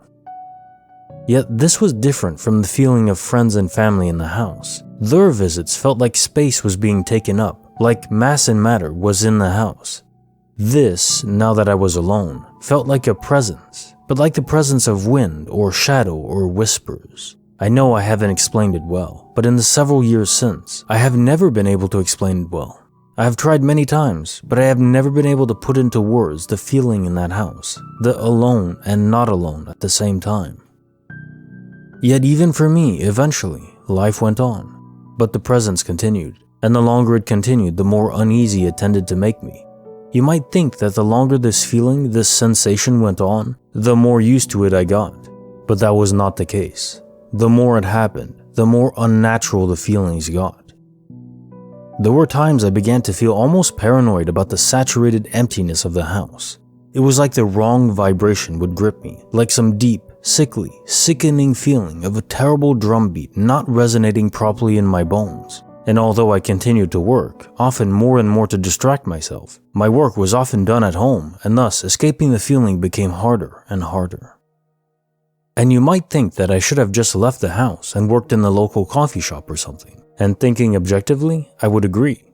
But I was depressed and deeply attached to the half-decorated home, and leaving the house, even to run errands, felt almost like a betrayal to me. But that was not all that happened. As weeks turned into months after her death, there was more than a faint feeling of shadow around the house. Things, small things here and there, began to happen, or at least I finally began to notice them. Perhaps at last, slowly coming out of the fog I had been in. For instance, I would put dish towels on the bar on the outside of the oven, go upstairs and come back down, and one would be on the kitchen counter. Or I would leave the light on in a particular room and return later and the light would be off. Sometimes, especially when I was downstairs, I felt like I could hear some of the partially opened boxes being moved upstairs. It was almost like they were being opened, and the contents were being placed upon the floor and moved around the room. But whenever I went to check, the boxes were almost always exactly as I had left them. Occasionally, an item would be sitting by the box on the floor, but I would put it back into the box, confused and unready still to unpack those items that reminded me so much of our old life together. Things in the house and within me stayed very similar for months and eventually years. As I approached 2 years since the accident, much of me had never moved on, but the time did heal some things. Perhaps because of the first signs of healing, or perhaps because of the bitter loneliness, I finally agreed to meet a woman that a friend of mine had introduced me to. Though I had developed very few friendships in my new home, there were some who checked on me, inviting me occasionally to do things to keep me preoccupied. One of those friends had, for several months, hinted that I should go on a date with a woman he knew, but I couldn't bring myself to accept it until now. Finally though, I felt I was ready, or at least ready enough, and agreed to meet with her. We met at a local coffee shop. That was about all I could handle still, but the meeting was nice. Having another person to connect with on at least some personal level brought a little bit of warmth back into me. Yet that night was a difficult night. I returned home early in the evening, watched some show to relax, then went to bed. Since my wife's death, I had never slept well. I had tried over-the-counter sleeping aids, different type of teas, listening to music, and several other things, and yet sleep often did not come to me until late into the night. Thankfully, my job did not require me to get up early, and even when I did fall asleep, it was often fretful and sleepless. Though I had been a deep sleeper since I was a kid, I now tossed and turned in the night, often waking up cold or sweating, or jolting awake from some gripping fantasy or terrible nightmare. This night was no different. Though I had trouble falling asleep, finally, at last, I drifted into a shallow sleep. I have never known for sure if this occurred while I was awake, or if it simply was a dream that I have translated into reality. It felt terribly, horribly real, and the evidence, as I will explain, remained. Yet, for all its gripping realness, it also felt like a living nightmare. Sometime in the night, I awoke, or so I believed, out of the near quiet, save the scarce sounds of the neighborhood, to a piercing scream from somewhere on the first floor of the house. The wail tore through the house like a terrible light night, setting the hairs on my body instantly rigid, and though the presence of the house had long left me uneasy, this immediately left me terrified. But I had to check. So, not wanting to enter the darkness of any room as I approached the next light switch, I took a flashlight out of my nightstand beside the bed and crept from room to room, hurrying to each light switch along the way.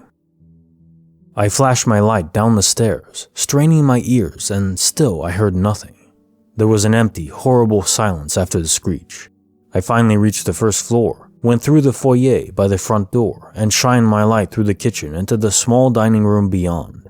There, as my light fell into the room, shrouded in darkness, bent and crooked and horrible, behind the dining room table, was a figure. Just for a moment, the flashlight illuminated it. Just for a moment, it seemed frozen in the glow of the light, and just as quickly as I had seen it, there was nothing behind the table, and my flashlight was illuminating the wall beyond. And yet in that moment, it had been there, cruel and terrible, somehow in that one moment, contorted beyond reason. I cannot say what it was. I cannot even say for sure that it was. With what little strength I still had, I crept to the table, heart pounding, shining my light ridiculously furiously around each corner and into each nook of the darkness. I reached the table where it had been, and there, in the center of the table, was a picture. I shined my light on it, and immediately I could tell that it was dusty, taken, I would imagine, from one of the boxes I had yet to fully unpack. Unable and unwilling to examine it further there, I hurried back up the stairs, locked the door to the bedroom, and wiped off the picture frame. There, to my disbelief, was a picture of me and my wife, taken not long into our marriage, smiling. Yet down the center of the frame, the glass had been cracked, not smoothly, but roughly, almost as if the heel of a shoe had pressed down on it and sent fissures along the glass. Nothless, beyond the fissures, I could see us smiling. From that day on, the presence was more noticeable in the house. Nothing was as bad as that night, but more and more noises came from within the house. More and more things moved where they shouldn't be. Soon after the date, the woman reached out to me to see where we might meet again. I put it off for a while, though I had enjoyed our time together. That night had made me nervous. Yet eventually I agreed to meet again. We met and got dinner together, and I went home, happy at the meeting, but apprehensive. That night, sleep came surprisingly easy to me. It was not a deep sleep, but I was tired, and this was a rare night where the tiredness carried me into sleep quickly.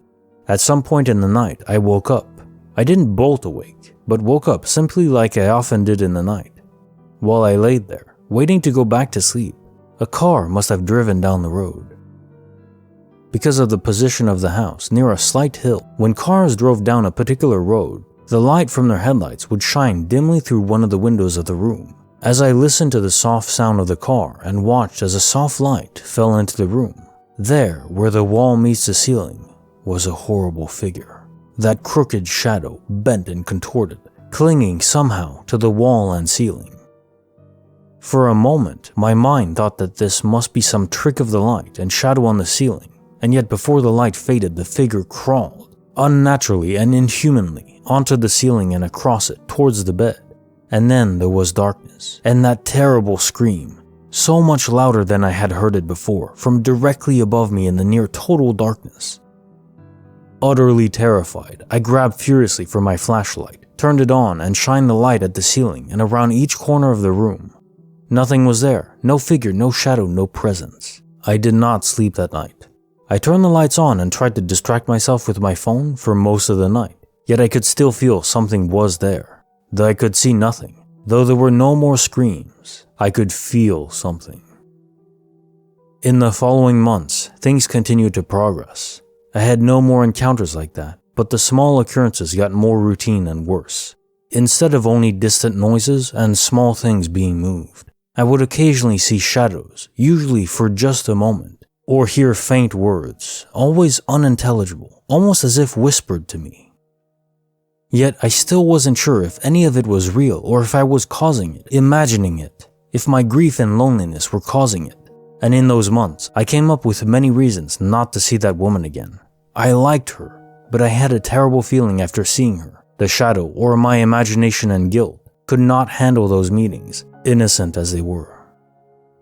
After many more months still, I finally decided that there was no reason for me to be in that city anymore. I had moved there to start a new chapter in our family, but the story had ended there. There would never be another chapter there. There never could be.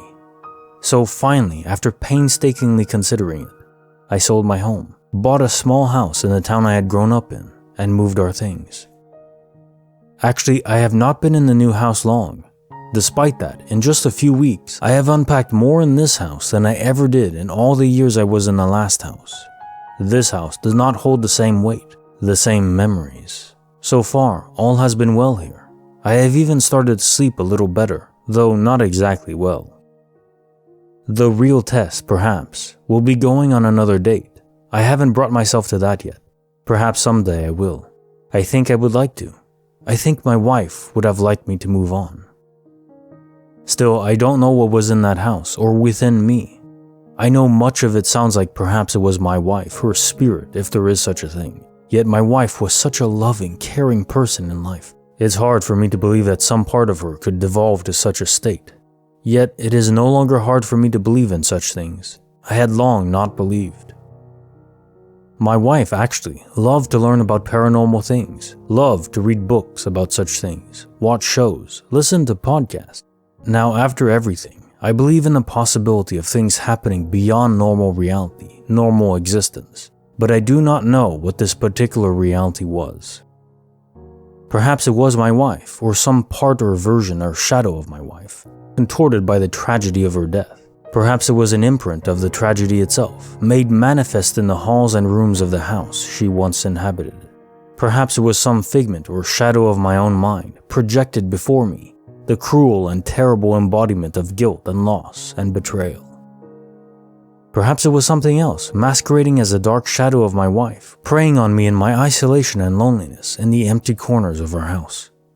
Perhaps still it is something else entirely. I do not know, and do not think I ever will. Thank you all so much for making it all the way through my story. It means a lot to me that you listened through the entire story. Please let me know if you have any thoughts or theories about any of this.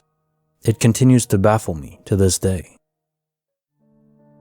Case Notes, file number 526. This story was so incredible to read. I actually started to tear up early on when you described how your wife died. I'm so sorry. I can't even imagine what that would be like. As far as the happenings in the story, I don't think it was your wife. As you described her, she wasn't the type that would just come back to haunt anyone. I believe that ghosts do exist, but that they're echoes of who we were, the core of us inside. And if we die when we're full of malice or anger or hatred, then those feelings amplify and you come back as a malevolent spirit. But the way you describe your wife, I don't think those feelings existed in her. So if anything, the feelings that would be amplified would be positive ones. No, instead, I think if there was a spirit there, it would be a demon that would know about your pain and would try to mimic your wife, try to make you believe that she was haunting you, that if you moved on with your life, she would still be there to terrorize you. But no, that isn't your wife. She would want you to be happy. I hope you know that. Case file number 527, written by D. Gentleman, 3510. My doppelganger's secret. He kidnapped my wife. I am living in a small town in Turkey. I have a racing bike with custom paint, blue, yellow, white, red, black. So in the town I live, there are a maximum of 3 racing bikes in total, and none of them are the same brand as mine. We all know each other, and mine is custom painted. Please note that. That one day last summer, I wanted to ride my racing bike, and my wife insisted on joining me. When she is on the bike with me, I cannot go as fast as I can normally because, I don't want to be the reason for any injury or something. So I said no, and we had a little fight about that. Long story short, I drove my bike alone for 45 minutes and turned back to go home. I was nearly 5 minutes away from my home, in the opposite direction. From the headlights, I understood that it was the same bike as mine coming towards me. After we came closer, I saw that we have exactly the same custom paint. The driver was looking at my bike and I was looking at his bike, and we really slowed down for this. And here's the kicker. He had a passenger on the back, a woman, who has the exact same helmet as my wife. The road is divided with barriers in the middle, so we couldn't stop and meet, but got really confused and slowed down together. I am kind of sure it was me in a parallel universe who had accepted my wife's request, and so came a little later than I did. Case notes, file number 527. So 2 possibilities. An encounter of dual doppelgangers, which I have read about before. Keep in mind, in all accounts I've seen or heard, true doppelgangers give off an extremely eerie vibe, even before you see them. If this wasn't felt, then your theory is more likely. You'd be one of the lucky few who have the ability to peer into the vast array of the alternate universes that make up the multiverse we exist in. Every time this happens, to my understanding, the person is undertaking some kind of activity. My theory is that it involves specific locations at the exact right time, but also an increased blood flow in the brain. There's some part of the brain that is different with people like you. If you get enough blood flow to it, then you're able to perceive other alternate universes. Only for a small amount of time though. Again, I think it's location and time dependent. Case file number 528, written by Enilo Ra, CMV. If not for this glitch, I would surely have died. One day, I was driving to meet my sister for lunch in a city in Northern Virginia, about an hour from my house. It was raining outside and I had pretty much no tread on my tires, but I didn't know that at the time.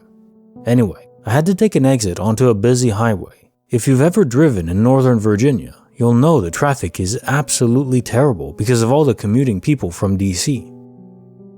As I was turning or merging into the highway, my car completely lost traction and I started spinning.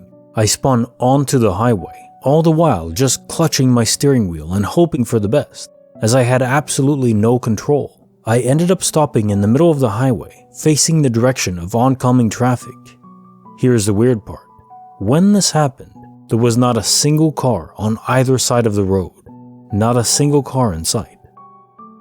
Without thinking, I drove my car straight, opposite direction of traffic, until I reached a patch of grass. I kid you not, the second my car was out of the way, cars were flying down the road again, hundreds of them. It was an extremely busy road once more. My sister even passed me, called me, and asked if that was me parked in the grass. I immediately started crying because I was suddenly overwhelmed with the severity of what had just happened. Had the traffic been what it normally was during my accident, I would have surely been hit head on, and most likely killed. I still cannot explain what happened to me to this day. It was like a glitch in the system. Obviously, it would have been an extremely lucky coincidence. However, I drive this road quite frequently and have never ever seen this highway with not a single car in sight. Lighter traffic, sure, but not zero cars on both sides. And somehow there was nobody for the entire duration of my accident. If anyone has ever experienced anything similar, please let me know. Case file number 529, written by our own listener, Sally Mary. The secrets of reality. What even is real anymore? In the last 3 to 4 weeks, things have been, let's say, weird. I let these events pass through my mind at first, thinking, nah, just ignore it. It's my imagination. But I have had too many weird experiences now, and after the last hour, my mind has been blown. First of all, I was having a lie down after doing some chores and relaxing in the day, all settled and lying down. Me time, no one else in the house. So, how do I say this? The duvet on my husband's side is where his feet would be lifted up and down on their own. I just laid there thinking, what in the hell just happened? It actually froze me. I did not say anything as my family are not really into the paranormal, so I dismissed it. A mere 6 days later, I was in the bedroom again and I was gobsmacked. A voice in my left ear said, "Hey." Again, it's only me in the house and I was shocked to my core. How was anyone supposed to process this? There was no one else there. The next occurrence was 3 days later while I was lying down. Now I can't explain this easily. Imagine a bolt across your temple straight through you. Instantly, a loud internal static white boom noise, as if shooting through one part of your head left to right. I froze and that was that. I never told anybody. I'm starting to think too many things are happening to me in my bedroom and always when alone, apart from now with our dog. So again, laying down yesterday, yes, I do work and have a busy life, which is why all these weird things tie together. Anyway, I'm lying down for a quick break before daily chores, cooking daily meals, etc. when our chihuahua was resting by my ankle on top of the duvet, weighing it down like she usually does. I was thinking about my courses as I got accepted for a new job. Just then, I heard our dog, who is sitting with me, barking inside the house in our usual spot downstairs under the net curtain, probably barking at the neighbor's cat. There is no mistaking her distinctive bark, and I think, what the hell? Instantly, my dog growls in disapproval and barks back, running right next to me like she's answering herself. No one is there though. There's no dog downstairs, she's right next to me. No simple explanation to be found. Then last night, it just got weirder. I'm sitting downstairs when my son comes down and decides to sleep on the sofa. I thought, okay, let's put some Netflix on. During the movie, I said, "Look, it's the man out of Saw." And a bit later on, we chatted. He said, "Oh mom, look, granddad gave me this book. Look, it's full of logos." I said, "Come on, not now, son. I'm still enjoying the film." Anyway, I went to bed a bit later and didn't end up finishing the movie as he was tired on the sofa. So today, for the love of God, I am cleaning in my son's room and say to him, "At what point did you go upstairs as I left you sleeping on the couch last night?" He mumbles. I am thinking, oh, he's still tired, resting up. It's fine. So later that night, we sat and had another chat. My other son brought home a book earlier and showed it to me. Well, it is the exact same heavy logo book as last night. I'm confused. Never seen it before, and now there are two. And when I asked my son about us watching the movie, about the actor from Saw and the book, he simply looks at me and says, "Mom, last night I went upstairs and played chess in Mario. There was no movie. I also don't know what book you're on about."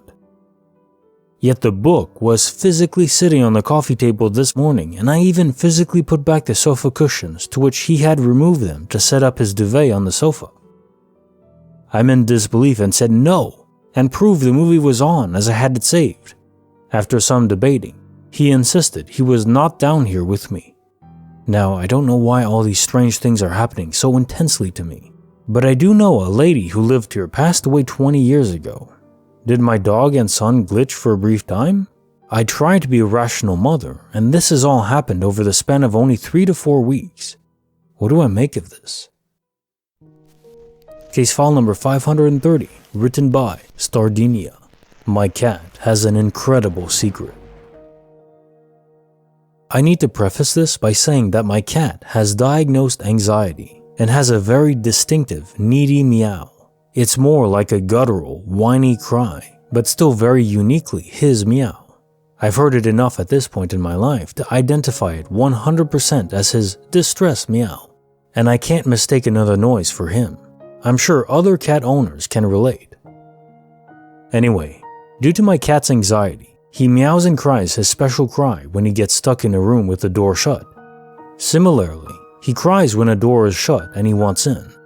But more often than not, he cries because he likes to sneak in behind us when we go into a room he's not supposed to be in, and then he inevitably gets locked in when we don't realize and shut the door. Cue the crying a few minutes later. Yesterday, I went out into the garage for something, which is one of the forbidden rooms that my cat always wants to get in. 10 minutes later, I heard my cat crying from behind a door, clear as day, trapped somewhere. At first, I couldn't tell from where it was coming from, but once I realized it was coming from the garage, I figured he must have followed me out and got locked out again. I went to my bedroom to grab my phone before going out to get him, and there he was, sleeping on my bed. There's no way he would have been crying randomly like he was stuck from my open door bedroom, and even if he had, the bedroom door was open and I was less than a dozen feet from it, so it would have sounded totally different. It spooked me enough that I even checked my Ring camera to see if there were any animals outside our garage door, and didn't see anything. The spookiest part is that even my dogs heard something in the garage, as they both popped their heads up from where they were laying down, and stood up as if to go investigate. So I know it wasn't just me hearing things, there was a real meow. A very distinctive meow. Case file number 531, written by L. Graves 72. A borderline useless psychic ability, but cool too. Me and my friends joke that I'm an incredibly useless psychic. I've always kind of had dreams or perhaps false memories of dreams that came true, but I chalked it up to déjà vu. When I got my first phone, I realized that I would often get the urge to check it just before I got an important message or a text from someone I was waiting to hear from, which has continued to this day and caused my girlfriend to think I'm constantly on my phone since I just happen to look at it right as she messages me. I'm not allowed to talk during movies or shows with my friends because I'll just accidentally ruin the story by saying a specific plot element or twist when I'm trying to make a joke, and I've landed on some pretty out there details before. In some strange examples, I've brought up worries, thoughts, ideas, etc. I've had with friends and family, and they'd be dumbfounded as it would be something they had on their minds or were meaning to tell me. The night my ex-boyfriend cheated on me, I knew as soon as it happened, despite not really having a reason to, and he didn't confess to it for another few weeks when I eventually confronted him. For the most part, it's been completely useless, but a couple of times it's helped quite a bit. Like I've had dreams about traffic before. I've texted a friend I missed him on a night he was doing particularly bad, which saved him, and I've avoided getting yelled at by choosing a different response or action than I remembered taking before in the exact same situation at a point in a dream. I mainly say it's useless because I can't control it in any meaningful way, and usually it'll just be things that aren't particularly important or that I don't really need to change, so I just do what I did before, with the foresight that I'd be doing it again. Case file number 532, written by Hucklebear. When you find out, you're the NPC. This happened when I was a teenager, like pre-2000. I had just gotten home and no one was there, no cars or anything. I go to my room to listen to music. I didn't have a computer and smartphones weren't a thing. I start getting hungry, so I walk to the kitchen. I look out the hallway window and there's still no cars in the driveway. I walk through the living room and look directly at the couch. No one is there either. Finally, I get to the kitchen, make a sandwich, and get a cup of water. As I'm walking back through the living room, my stepdad says, "Aren't you gonna say hi?" I drop everything and scream like a 10-year-old girl at their first haunted house. I ask him when he got home, and he hits me with some glitch. He says he's been home since before I was, and he was wondering why I hadn't said hi when I got home. I said, "No way, your truck isn't outside, and you were not on the couch when I came in or when I went to the kitchen." Then he says, "Dude, you walked in, looked me dead in the eye, and didn't say anything. You then walked to your room and started listening to your music way too loudly. Then I see you strolling towards the kitchen, looked me dead in the eye again, and still didn't say anything. Now you come out of the kitchen, spill crap everywhere, and blame me? Like I'm a freaking ghost or something? Come on. I've been here the entire time, and my truck's been there too." Immediately, I opened the door to find his truck was there, and then cleaned up my mess while he grumbled about me being ungrateful, among a few other choice words. To this day, I have no idea what happened, but I swear on everything that's holy that he was not there when I got home, and his truck sure as heck wasn't there either. I know because the way I walked up to the porch would have meant that I walked through his truck. His truck was also loud, very loud, and had he got home while I was in the kitchen, I would have seen or at least heard him. Plus, even if he was trying to mess with me, how did he know exactly what I did when I came home? And why was he so pissed when he accomplished his goal of freaking me out? I think I may be an NPC. Case file number 533, written by Avina Fatua 00. Multiple light switches, moving on their own. Okay, so major weird event. I've been living in my current place for less than 2 years now. It's a rented room in a shared flat. I only shared it with another guy, a friend of mine, and used to share it until 2 weeks ago with his cat as well, who sadly passed away. The thing is, the light switch for my room was located outside my room, next to the door. I remember telling my friend about how annoying it was and how it was weird that there was not another inside the room. Like, okay, one outside is acceptable only if you put another inside too.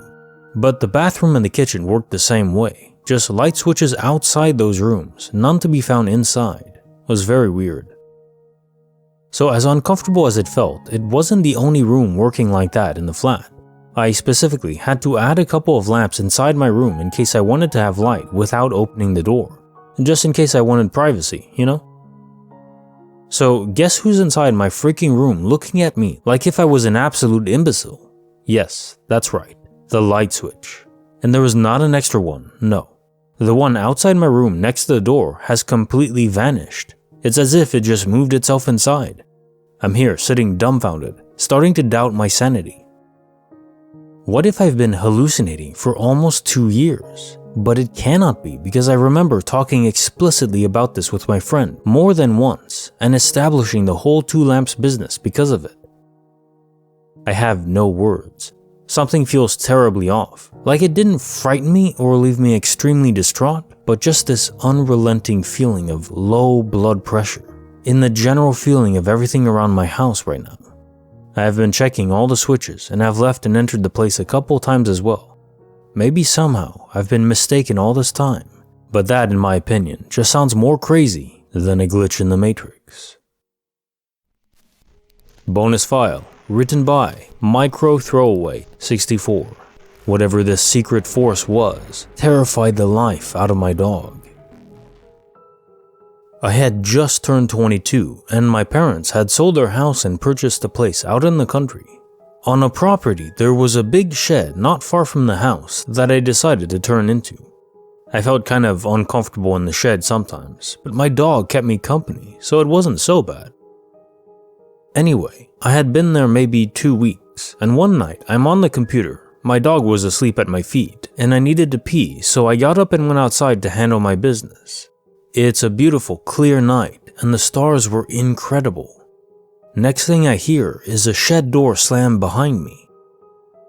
I turn immediately and try to open it, but it won't budge. From inside the shed, I can hear my dog starting to growl, quietly at first, then louder. Now he's barking and I'm panicking trying to get the door open. I must mention that I'm 6'5" and well built, play sports, etc.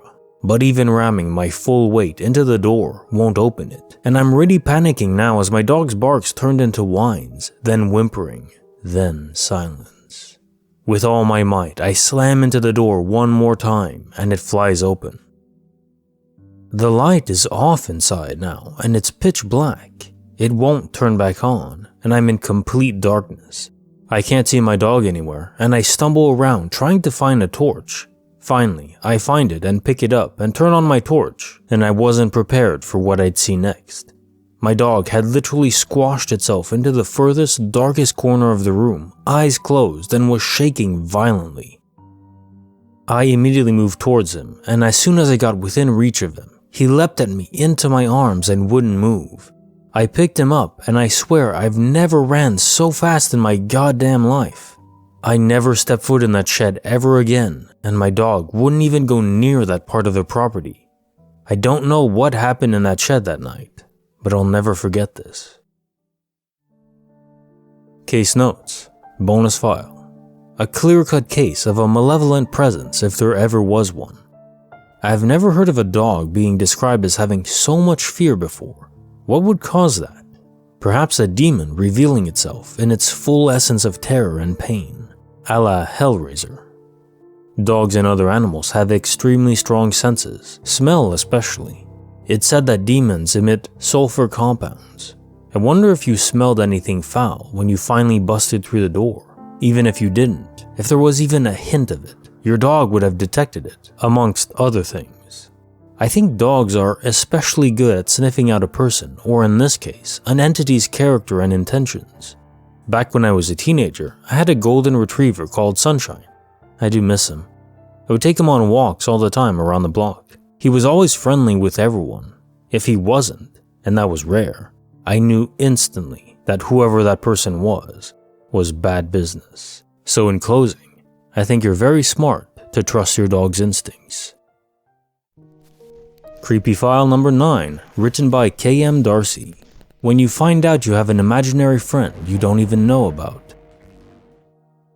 When I was a teenager, there was one night I had been hanging out with some friends and didn't have a way home, but wasn't allowed to stay, so I ended up walking around the center of town. I was walking by this alley in between a church and some other building. It was kind of a grungy place to smoke and kill some time. The interesting part was the word paradox was spray painted on the brick foundation of the church. So I sat down and started talking to myself, just kind of thinking out loud to stay entertained and awake. It's important that I express that I was talking out loud to myself, not like an imaginary friend or anything like that. When I got up, I started walking again before I heard that single wowee and a police car pulled up next to me. I knew the cop because he was an assistant coach at my school. He asked me why I was out so late and I told him. Then he asked me where my friend went. And I'm like, what do you mean? And he said he saw me talking to another kid in the alleyway before he pulled up. So I said, I was just talking to myself, and he goes, no, I saw another kid sitting across from you. I was watching the whole time. He was serious. It was like he thought I actually had a friend with me and they ran away when they saw a cop car. He ended up driving me back to my house. Looking back, I've thought maybe he was just messing with me, or that his eyes were mistaken by a shadow or something. But at the same time, it creeped me the hell out. Case file number 534, written by Amy Stickfox. This homeless man has a secret. A really interesting thing happened to me one day when I was out for coffee with my friend. So we drank our coffees on a really ordinary day, then separated our ways and I headed home. As I was walking on the sidewalk, a hippie-looking man appeared coming towards me. Rasta hair, red bandana on his head, green sunglasses, tattoos and piercings on his face, torn and old clothes. This guy immediately caught my attention because he's not the type of guy that we used to see every day. So I looked at him carefully as we passed by. Also, he had a weird way of walking without swinging his arms and kept him close to his legs. Anyway, after we passed each other, we started walking in opposite directions, and about 10 minutes later, I entered the alley where my house was located, and as soon as I turned left, I saw the same guy coming out of the street exactly where my house is located. Literally the same guy, and here's where things started to get a bit complicated and bizarre. In order for him to enter the street where my house is located, before me, he had to walk through exactly the same way as I walked. We were moving in opposite directions, and it was impossible for him to pass me and enter the street before me, then leave without me noticing him. There are no shortcuts and no other way. Also, I live in a small neighborhood that ends with a deadlock, and I know everyone here. Anyway, as soon as I saw him, I was shocked and I couldn't hide my confusion on my face and gave him a very strange look as I passed him. However, he continued on his way as if nothing weird happened, and I never saw him again. Case Notes, File Number 534. This is peculiar. This must be the third, maybe even the fourth glitch I've read involving a duplicating homeless person, but specifically homeless. What's up with them? Are they all NPCs? Well, of course not, but maybe more frequently they are? I know I was homeless myself a decade ago, so I know they can't all be. Still, there's a definitive and clear pattern here, which I can't ignore. It really is like he faded out of rendering and was plopped back up ahead of you for some reason. Maybe he was important in your life path, somehow. I have a feeling you'll see him again. Bonus file, written by Emerald Wineglass. My wife was right, and I'm going crazy. For as long as I've known my wife, she's mentioned growing up in a haunted house. I always assumed she was joking, because she always brought it up in quite a light-hearted way and never went into too much detail. It was a big old house, and I figured she was talking about weird old house noises. The house belonged to her great-aunt, who raised my wife for most of her childhood. Her great-aunt recently passed away, and her great-aunt's daughter, who my wife calls her aunt, though technically she's her second cousin or something, I'll be referring to her as her aunt, now owns the house. After my wife's great-aunt passed, we went to stay in the house for 4 nights to attend the funeral and spend time with my wife's family, as we live in another state. When we got there, my wife and her aunt were chatting and mentioned that they thought my wife's great-aunt might join the ghosts already haunting the house. I still didn't consider that they might be serious. The first night we spent there, I woke up in the middle of the night and noticed someone standing in the corner of the room besides the door. Thinking it was my wife, I asked what she was doing. This woke up my wife, who was actually sleeping beside me. I said, I thought I saw someone in the room with us, but it must just be my eyes playing tricks on me. She said, the person in the corner next to the door? Yeah, don't worry about it. I almost pissed myself. I thought there was some creep in the room and my wife was too sleepy to process it.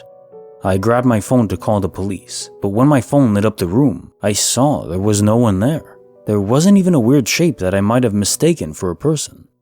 The door was closed, so it wasn't like there could have been someone there who left the room in the moments I was looking away to grab my phone. I would have heard the door open and close. My wife told me it was common to see shadowy people in the night, but I shouldn't worry because they don't do anything. She fell back asleep right after that, but I just lay there awake the whole night wondering what the hell just happened. This is not normal to me. The next morning, I asked my wife about it, and she said she wasn't kidding about the house being haunted.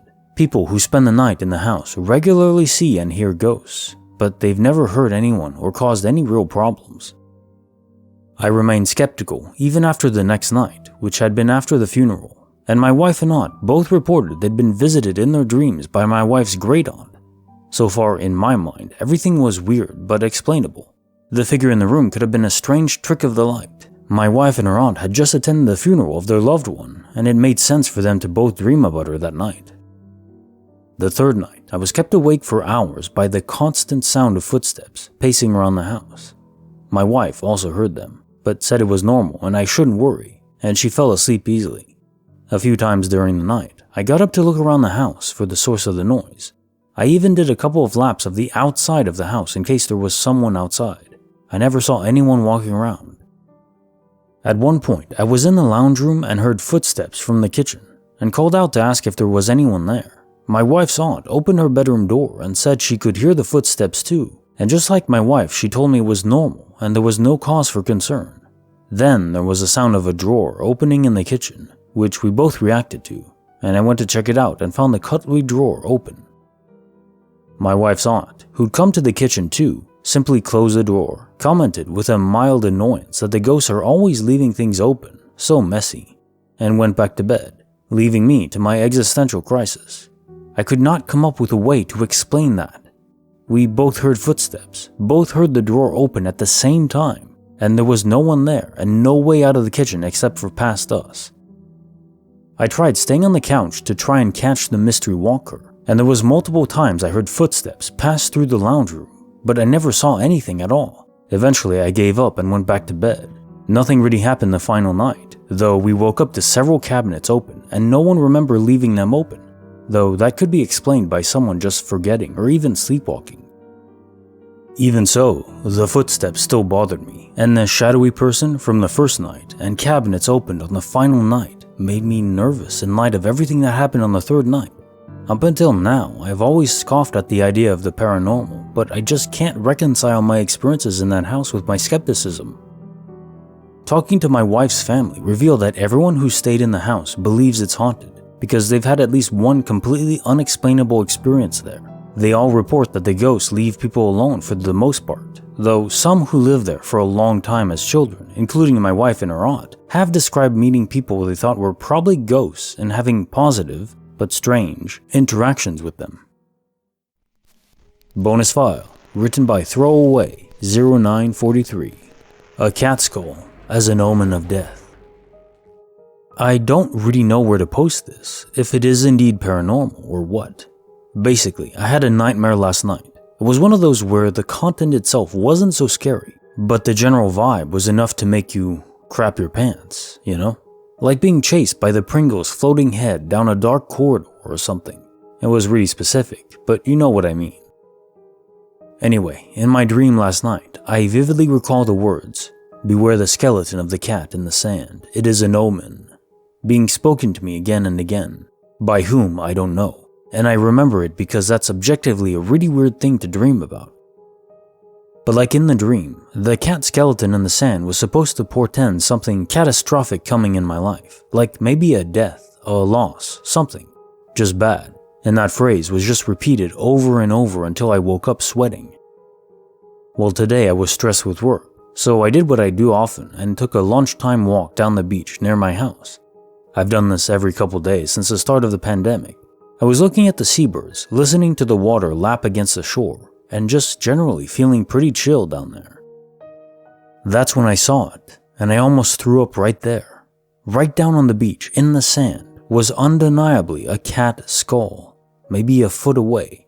There was its spine and its legs, a rib or two, some various other bones, but it was all there, probably left by the hawks or owls in the area. A friggin' cat skeleton in the sand, just like my dream said. I am not a spiritual person. I'm not a religious person, but I cannot deny this is weird as hell, and I'm not really sure how to process it or what it means. What does it mean if you have a really specific thing in a dream that actually happens the very next day? What kind of omen even is a dead cat? Is this something spiritual happening? Absolutely any insight would be super appreciated. I just lost my mom last year. I don't think I have the emotional capacity to deal with a bad omen, but also I want to understand. Any thoughts welcomed here. Update. I got a call this afternoon that a family member has died. She was not in great health, so I guess it's not that great a shock as someone young and agile kicking the bucket, but we were still very close. I don't think it's a coincidence anymore. Damn, man, I'm gonna be missing in action for a few days. I have absolutely no words. Case file number 535, written by channel number 7. The Hot Coffee Secret. I was about 19 years old, and I went to my mom's house because my daughter's dad was dropping her off there to me. It's mutual ground, less complications at the time. My mom wasn't in, but she left the back door open for me, so I went in and made myself a coffee while I waited for everyone. I sat down at the breakfast bar with my coffee and started to scroll on my phone for a little bit, waiting for my drink to cool down and stuff, when the cat came through the cat flap behind me. I turned to greet the kitty and accidentally elbowed my coffee all over the breakfast bar counter. It was dripping onto the floor and forming a puddle, so I quickly ran upstairs to grab a towel. But when I came back down, my cup was exactly where it was before, filled to the top, and no spillage anywhere at all. It was just reset. I think about it at least twice a week, and I still have absolutely no idea how, why, or what even happened. Case notes, file number 535. Right, so here's what happened. The time builders took pity on you and your home, reset that cup of joe back to the last minute. Kind of them, isn't it? No, really, this is the third story I've read on the channel which involves an object being reset back in time. In other cases of this, the object first vanished mysteriously. In theory, there is nothing to say that a liquid couldn't vanish too. Perhaps what is affecting those past objects happened to your liquid too, the coffee, and it was reset back in time a minute or so. Probably not time builders, but whatever that force is that is constantly stealing and sometimes returning our stuff is at play here. Probably. It would be funny though if liquids can vanish too and then return. They wouldn't have to return with the mug or container they were previously held in. So imagine, instead of say spontaneous combustion, we'd have spontaneous soakings. Picture that, a pool of hot coffee appearing right above someone's head. I don't think that's happened yet, but let's just wait and see. Case file number 536, written by Clean Bubble. It's a case of Chinese food and mistaken identity. This happened to me a few years back when I was living overseas, and to this day, I've never found a logical explanation for it. I'd been talking to a friend and we agreed to have dinner at my place the following night. Knowing I'm a bad cook, he offered to pick up some takeout on his way. About 6 p.m. the next night, he called me to check if I was okay with the local Chinese place. I was. Their food is amazing. As expected, he arrived about 45 minutes later, and the evening was pretty uneventful. We ate, watched some Netflix, talked a lot about nothing much. A few hours later, he went home. Now here's where crap gets weird. The morning after this, I got a message from him apologizing that he couldn't make it to dinner last night and seeing if I was free tonight instead. My first thought was that he'd double booked himself, bailed on the other person, and then accidentally messaged me his apology or reschedule message. I called him to let him know what he'd done, and to mock him if I'm completely honest. Cue both of our utter confusion when he explained that yes, he did call me at 6 the previous night, but it wasn't to check what food I wanted, it was to tell me he had a bad headache and was going to sleep it off. At this point, I assumed he's trying to prank me or something, and I get a little pissed off. I went to my rubbish bin and took out a photo of 2 takeout containers and even checked my bank account to confirm I hadn't purchased it myself. But now he thinks I had dinner with someone else instead, and I'm pranking him to pay him back for not coming over. To avoid a full-blown argument, I just put it down to a weird glitch and or me losing my sanity. As I said, the night was uneventful and he seemed completely normal, but if he was actually sleeping off a headache, then who the hell did I have dinner with that night?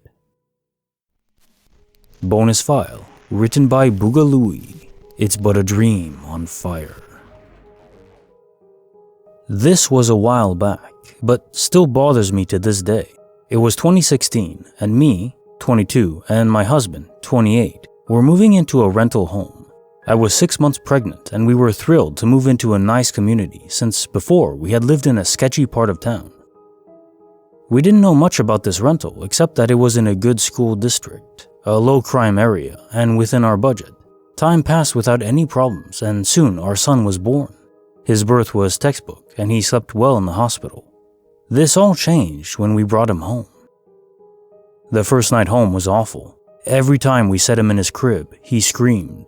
I'm not talking a normal, I'm hungry or need a new diaper cry. A legitimate scream like he was in pain and suffering.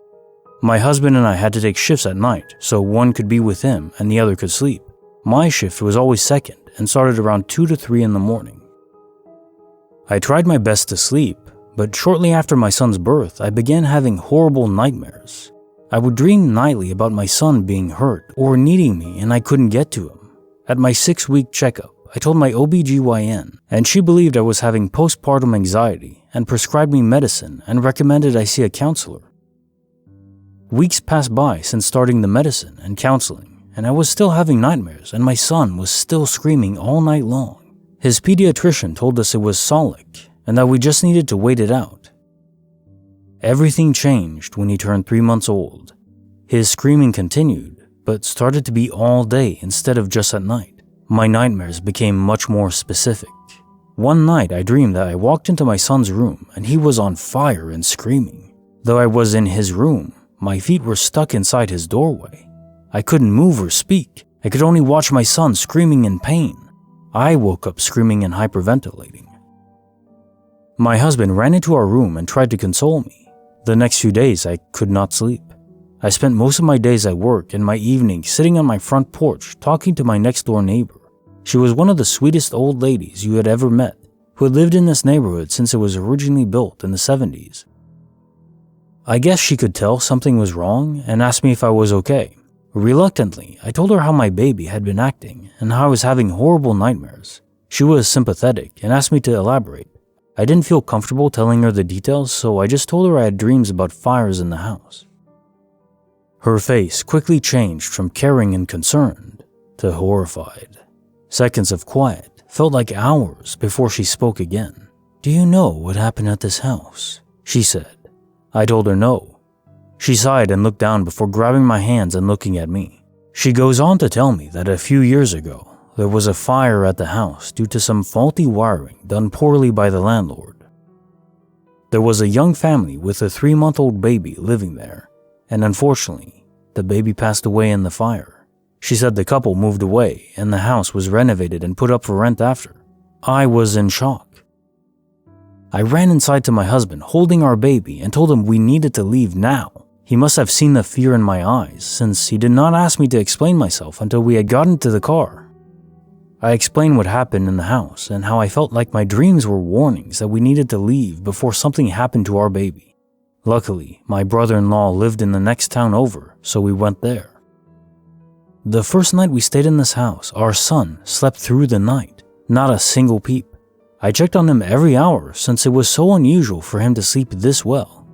From then on, apart from our normal baby stuff, my son never screamed again like he did in that house. My husband packed our stuff and we stayed with my brother-in-law until we were able to get out of our lease and rent a new place. I never went back. I will never go back, nor will our son. I just pray for whoever moves in there next. Case file number 537, written by Skinny Mini 18. My sister, trapped, sometimes breaks character. So my girlfriend has a young sister who has cerebral palsy and autism. And although she's very smart, she can't really support herself fully and will probably need help and guidance for the rest of her life, which is perfectly okay. She's basically our adopted daughter. My girlfriend taught her sister how to walk and talk and basically everything she knows. One day though, my girlfriend told me how there was 3 instances in her life when her sister basically broke character and told her how she was stuck and couldn't get out and that she was trapped and needed help desperately. Her sister talks in a very specific, kiddish and cutesy way. She's very innocent and to this day, 19 years old, talks to her stuffed animals as if they are real. During the 3 times where she broke character, my girlfriend told me her sister spoke in a certain desperate and adult tone and made a face like she was scared for her life, and literally the next second, her face would change and she would go back to the way she was before. And my girlfriend told me it would be like her sister didn't remember what just happened moments before. To this day, it scares her and makes her wonder what if her sister is trapped in a childlike state, but sometimes has moments of clarity. I'm not sure, but when she told me, I could tell it was serious, and she has never brought it up since then because of how much it creeps her out. Sometimes I get worried that one day she might break character and only I will be around and I won't know what to do. She's very sweet, and we love her just the way she is. But it creeps me out to think that what if her mind was being held hostage by another? Has anybody else had a similar experience? Case file number 538, written by You Look Like Trash. My dark thoughts vanquished by a glitch. Years ago, I was at the lowest point of my life. I harmed myself and had so many suicidal thoughts. One day, I decided to end all of it.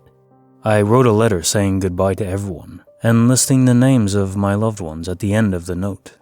I put myself in the bathtub and taped the note on my door. I put my favorite songs on so I can at least have a little fun during the process. I made a little drink of poisonous stuff to drink just in case it didn't work. I drank the drink first and paused because it was literally disgusting, but I had to swallow. I then proceeded to stab myself. I can't remember how many times because I was in so much pain. Then I passed out.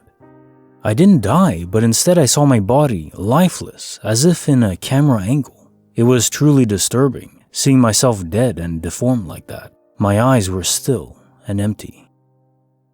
Then I woke up, the drink still in my hand, never drunk.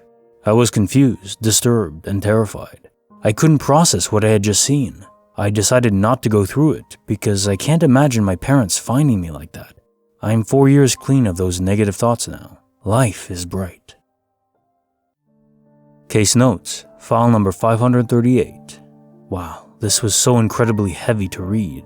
The details as you wrote them are so specific. I actually toned them down a bit here for YouTube. If anyone wants to read the exact specifics, the link is always in the description. Anyways, there's a couple layers here. Is quantum immortality involved? Probably. Your attempt may have been successful, but only in one universe, not all of them. Perhaps not even in most.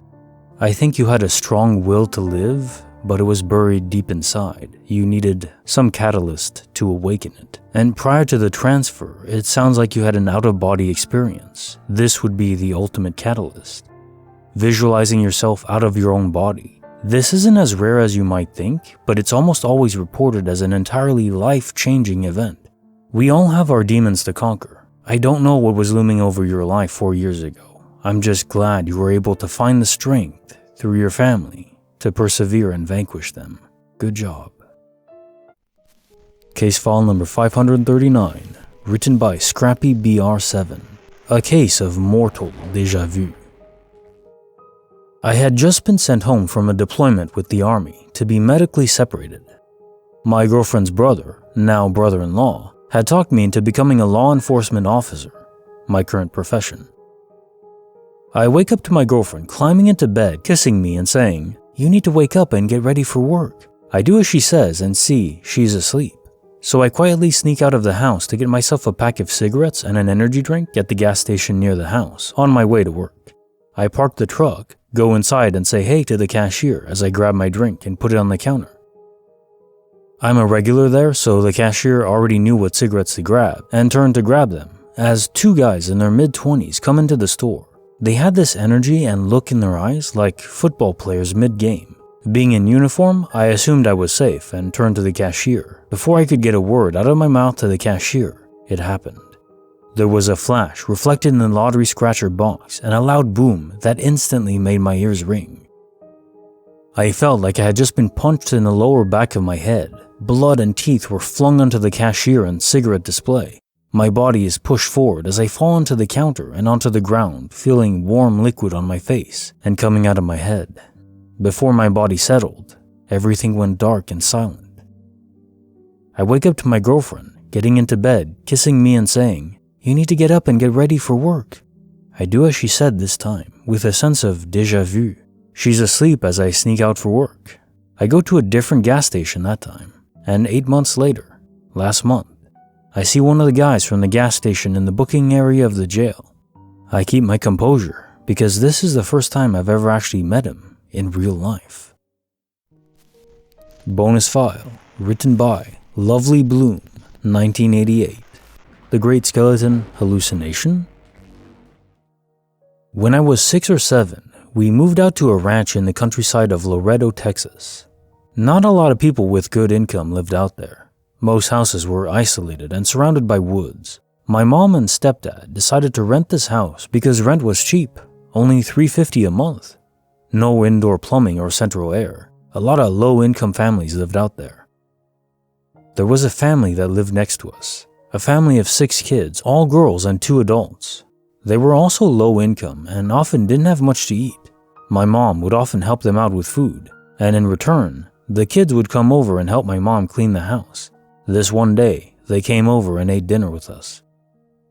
They helped my mom clean, and me and the youngest girl that was about my age fell asleep on my bed. After a while, my mom woke us up because it was getting late, and she needed to go home. Her sisters had left her behind because they didn't want to wake her. It was a good walk to her home, as there was a dirt road leading to our house and to hers. My mom was going to send my brother to walk with her, but I buddied up and said, "Please, can I walk with her?" As we were friends. My mom said yes, so I then walked her to the gate. After we departed, I started on my way back home. When out of nowhere, she comes running behind me crying, throws herself at me and pulls me down by the shoulders. I ask her what's wrong, what happened. She points up and says, "Look up there, look." She was pointing at the top of some abandoned train cars, and what I saw, till this day, I cannot explain. There were 3 skeletons walking back and forth. I was like, holy hell, what the? One was laying on its side, and it had clothes on too, like a tank top and shorts. The other 2 were standing up, just walking back and forth behind that one, stopping and waving hi.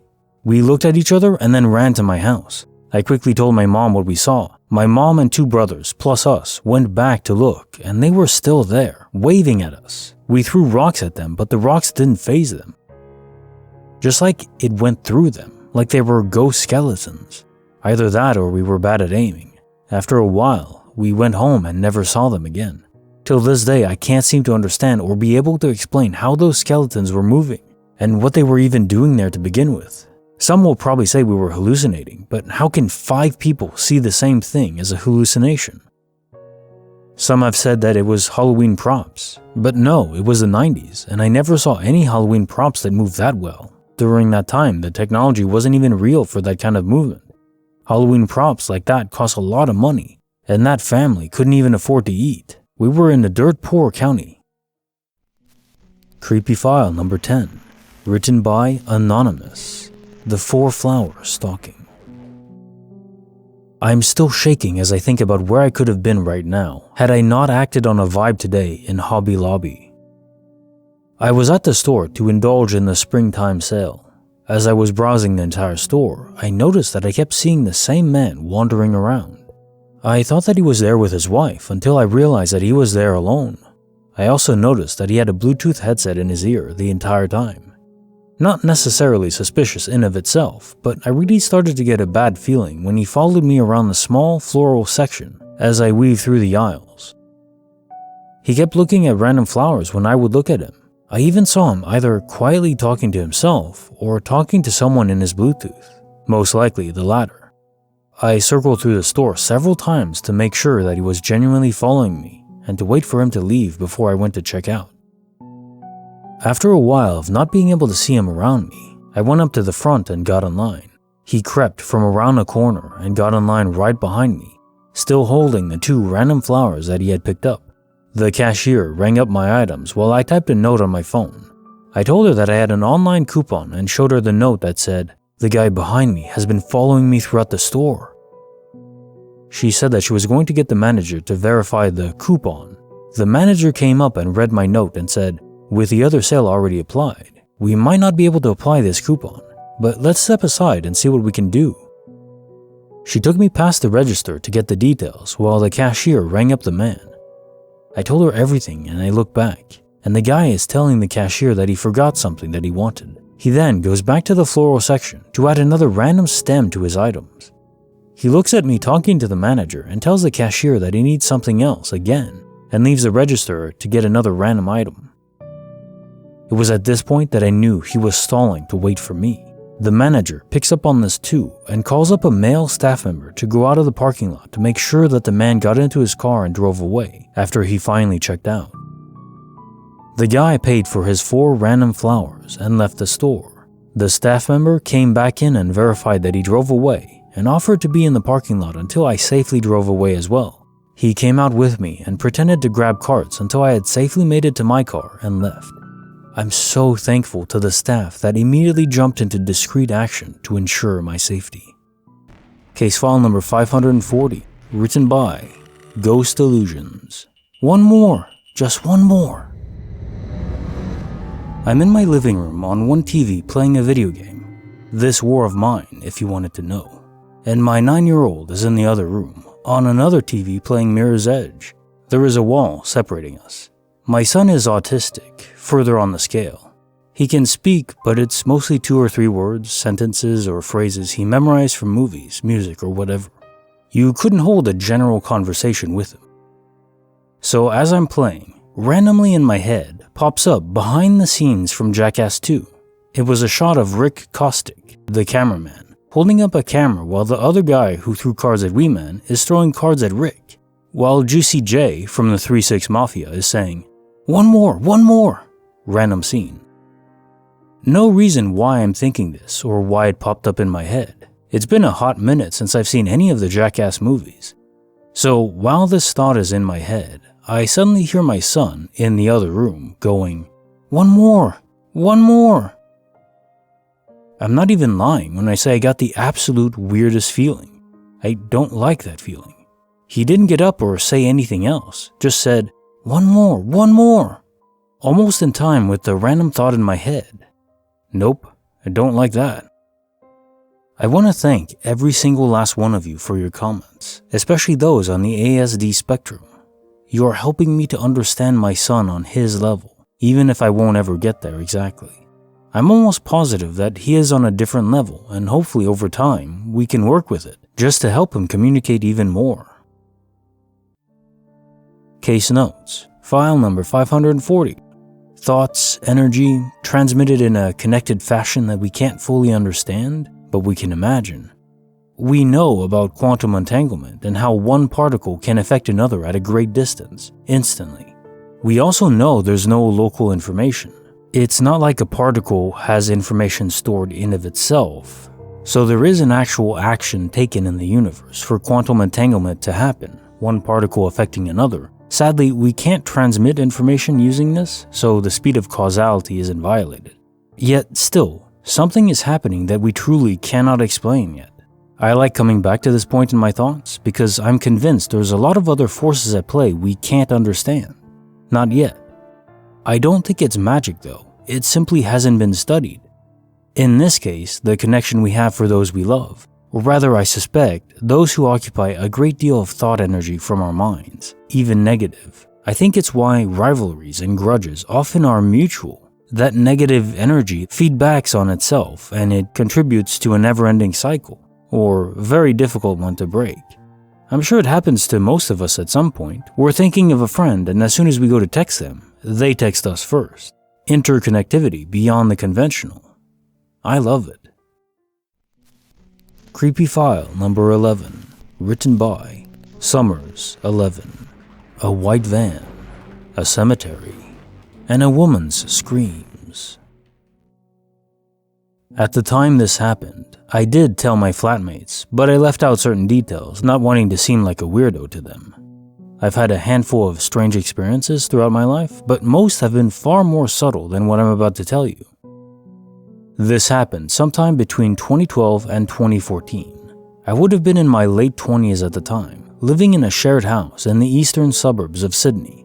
I worked nights packing shelves at a supermarket, a job I absolutely hated, but had kept up all throughout university. In fact, I'd actually graduated in early 2012, but found I was too lazy to just quit. I ended up spending those last few years in the share house kicking around, working this crappy dead-end job, waiting for everyone to go their separate ways so my life could start. After each shift, I'd catch the bus home from work at around 11 p.m., get off at the top of the hill at the shops, then walk down the hill towards home. It was only about a 10-minute walk home from the bus stop, and I only mention all these details because I probably caught that bus and made that same walk 1,000 times in all the years I held that job. This was the only time anything even remotely creepy happened. I'd hopped off the bus and was heading downhill with the cemetery on my left and a row of simple 1- and 2-story homes on my right. I almost never saw any people at this time of night. That's how quiet the area was.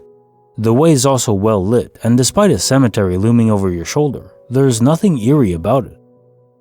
In fact, it's quite beautiful. A well-tended cemetery, filled with interesting old markers, statues and things.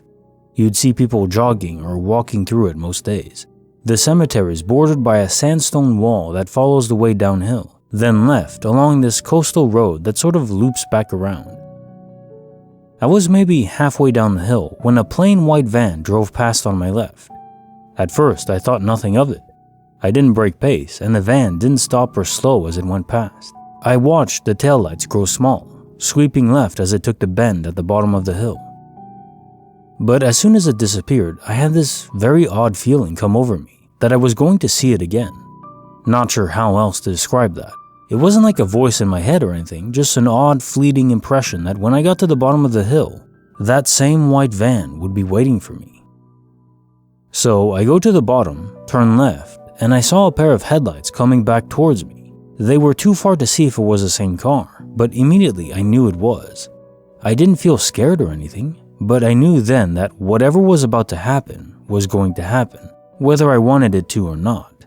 Again, just a fleeting impression. This time, the van slowed and came to a stop at the side of the road. There was a young guy driving. I can't remember whether the passenger side window was already open or whether he leaned over to open it, but either way, he leaned across and called to me to come over. All I thought in the moment was, he probably needs directions. But as I approached, I immediately began to feel very uneasy. That gentle impression I'd felt earlier, watching the van drive past, now solidified into a vague feeling of dread.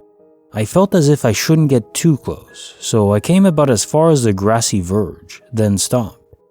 I remember the radio in the car was playing, just some random pop song. He might have reached over and turned it down, I can't remember. I also don't remember too much of what he looked like, to be honest, except that he was maybe about my age or a little older, had longish blonde hair and a few days of growth on his face. He didn't strike me as threatening, so the unease I felt was more confusing at first. He spoke with a British accent. I just assumed he was a traveler. "Excuse me," he said. "Can you help me? I'm trying to get to the cemetery. Do you know where I can find the cemetery?" Now I was really confused. Just over his shoulder on his right, less than 20 feet away, the tops of grave markers and crypts poked above the sandstone wall. Like I said, the way was well lit, and he would have definitely seen the cemetery as he drove this road a moment before. In fact, he'd driven down the far end of it, then made a U-turn. That's when I seen him coming back. At the other end, where the road loops around the coast, the wall wasn't high, and you could clearly see all the graves, even in the dark, stretching back up the hill. It made no sense. I was just about to answer when my blood absolutely ran cold. I froze mid-word, my mouth hanging open.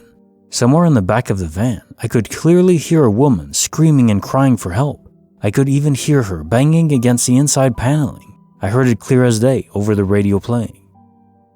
I knew it wasn't a recording, but it also was somehow strange and seemed slightly unreal to me. Again, not too sure how to explain it. I definitely heard it, and it scared the hell out of me, but I didn't react the way I thought I would. I looked at him, and he just stared back and said nothing, making no effort to explain the screams or even acknowledge we were hearing them, but there was no mistaking it. I could still hear it clearly as we stared at each other. "Sorry, I have no idea," was all I could get out. He nodded, said thanks anyway, and drove off. I ran the rest of the way home, which thankfully was only 2 minutes away. When I got in, I was out of breath and shaking. My flatmates were all asleep, and I went straight to my room. If there had been even 1% of doubt in my mind, like maybe I'd imagined it, I would have probably woken someone first and at least told them what happened. Instead, I called the police. I had to explain the story to 2 different cops. Long story short, because of a jurisdictional thing, my area actually fell under a police station further away than the local one I'd called. They took it seriously, took all of my details, and said they sent a car to look for this van. Unfortunately, I hadn't seen the license plate number. In the moment, I hadn't even thought to check, stupidly. And my description of the driver wasn't much more detailed than what I'd describe here now. Though they had all my details, the police never called back to follow up, and nothing showed up in the news or any newspapers. When I told my flatmates about it, I left out the strange feelings of dread and just stuck to the details. They mostly thought I'd been pranked somehow, and while I guess it's possible, to this day I know that's not what happened. It's one of those had to be there things, but the whole thing felt so unusual and didn't play out like any kind of prank. The whole thing lasted not even 3 minutes from when he first drove past to when he drove off, and our interaction lasted probably not even 20 seconds. But it stayed with me for years, and I often think about it, wondering what happened. I've thought about it a lot over the years, and my gut tells me that there was something else going on. What I mean by this, I don't actually believe there was anyone screaming for help in the back of the van that night, but I 100% swear on my life that what I heard was a woman screaming and crying for help, and that it was coming from the back of the van. I actually don't think the driver could hear it either, but what it means I don't really know. Anyway, that's my story. Like I said, I've got a few others, but this one is the most dramatic, and I suspect it will stay with me for the rest of my life.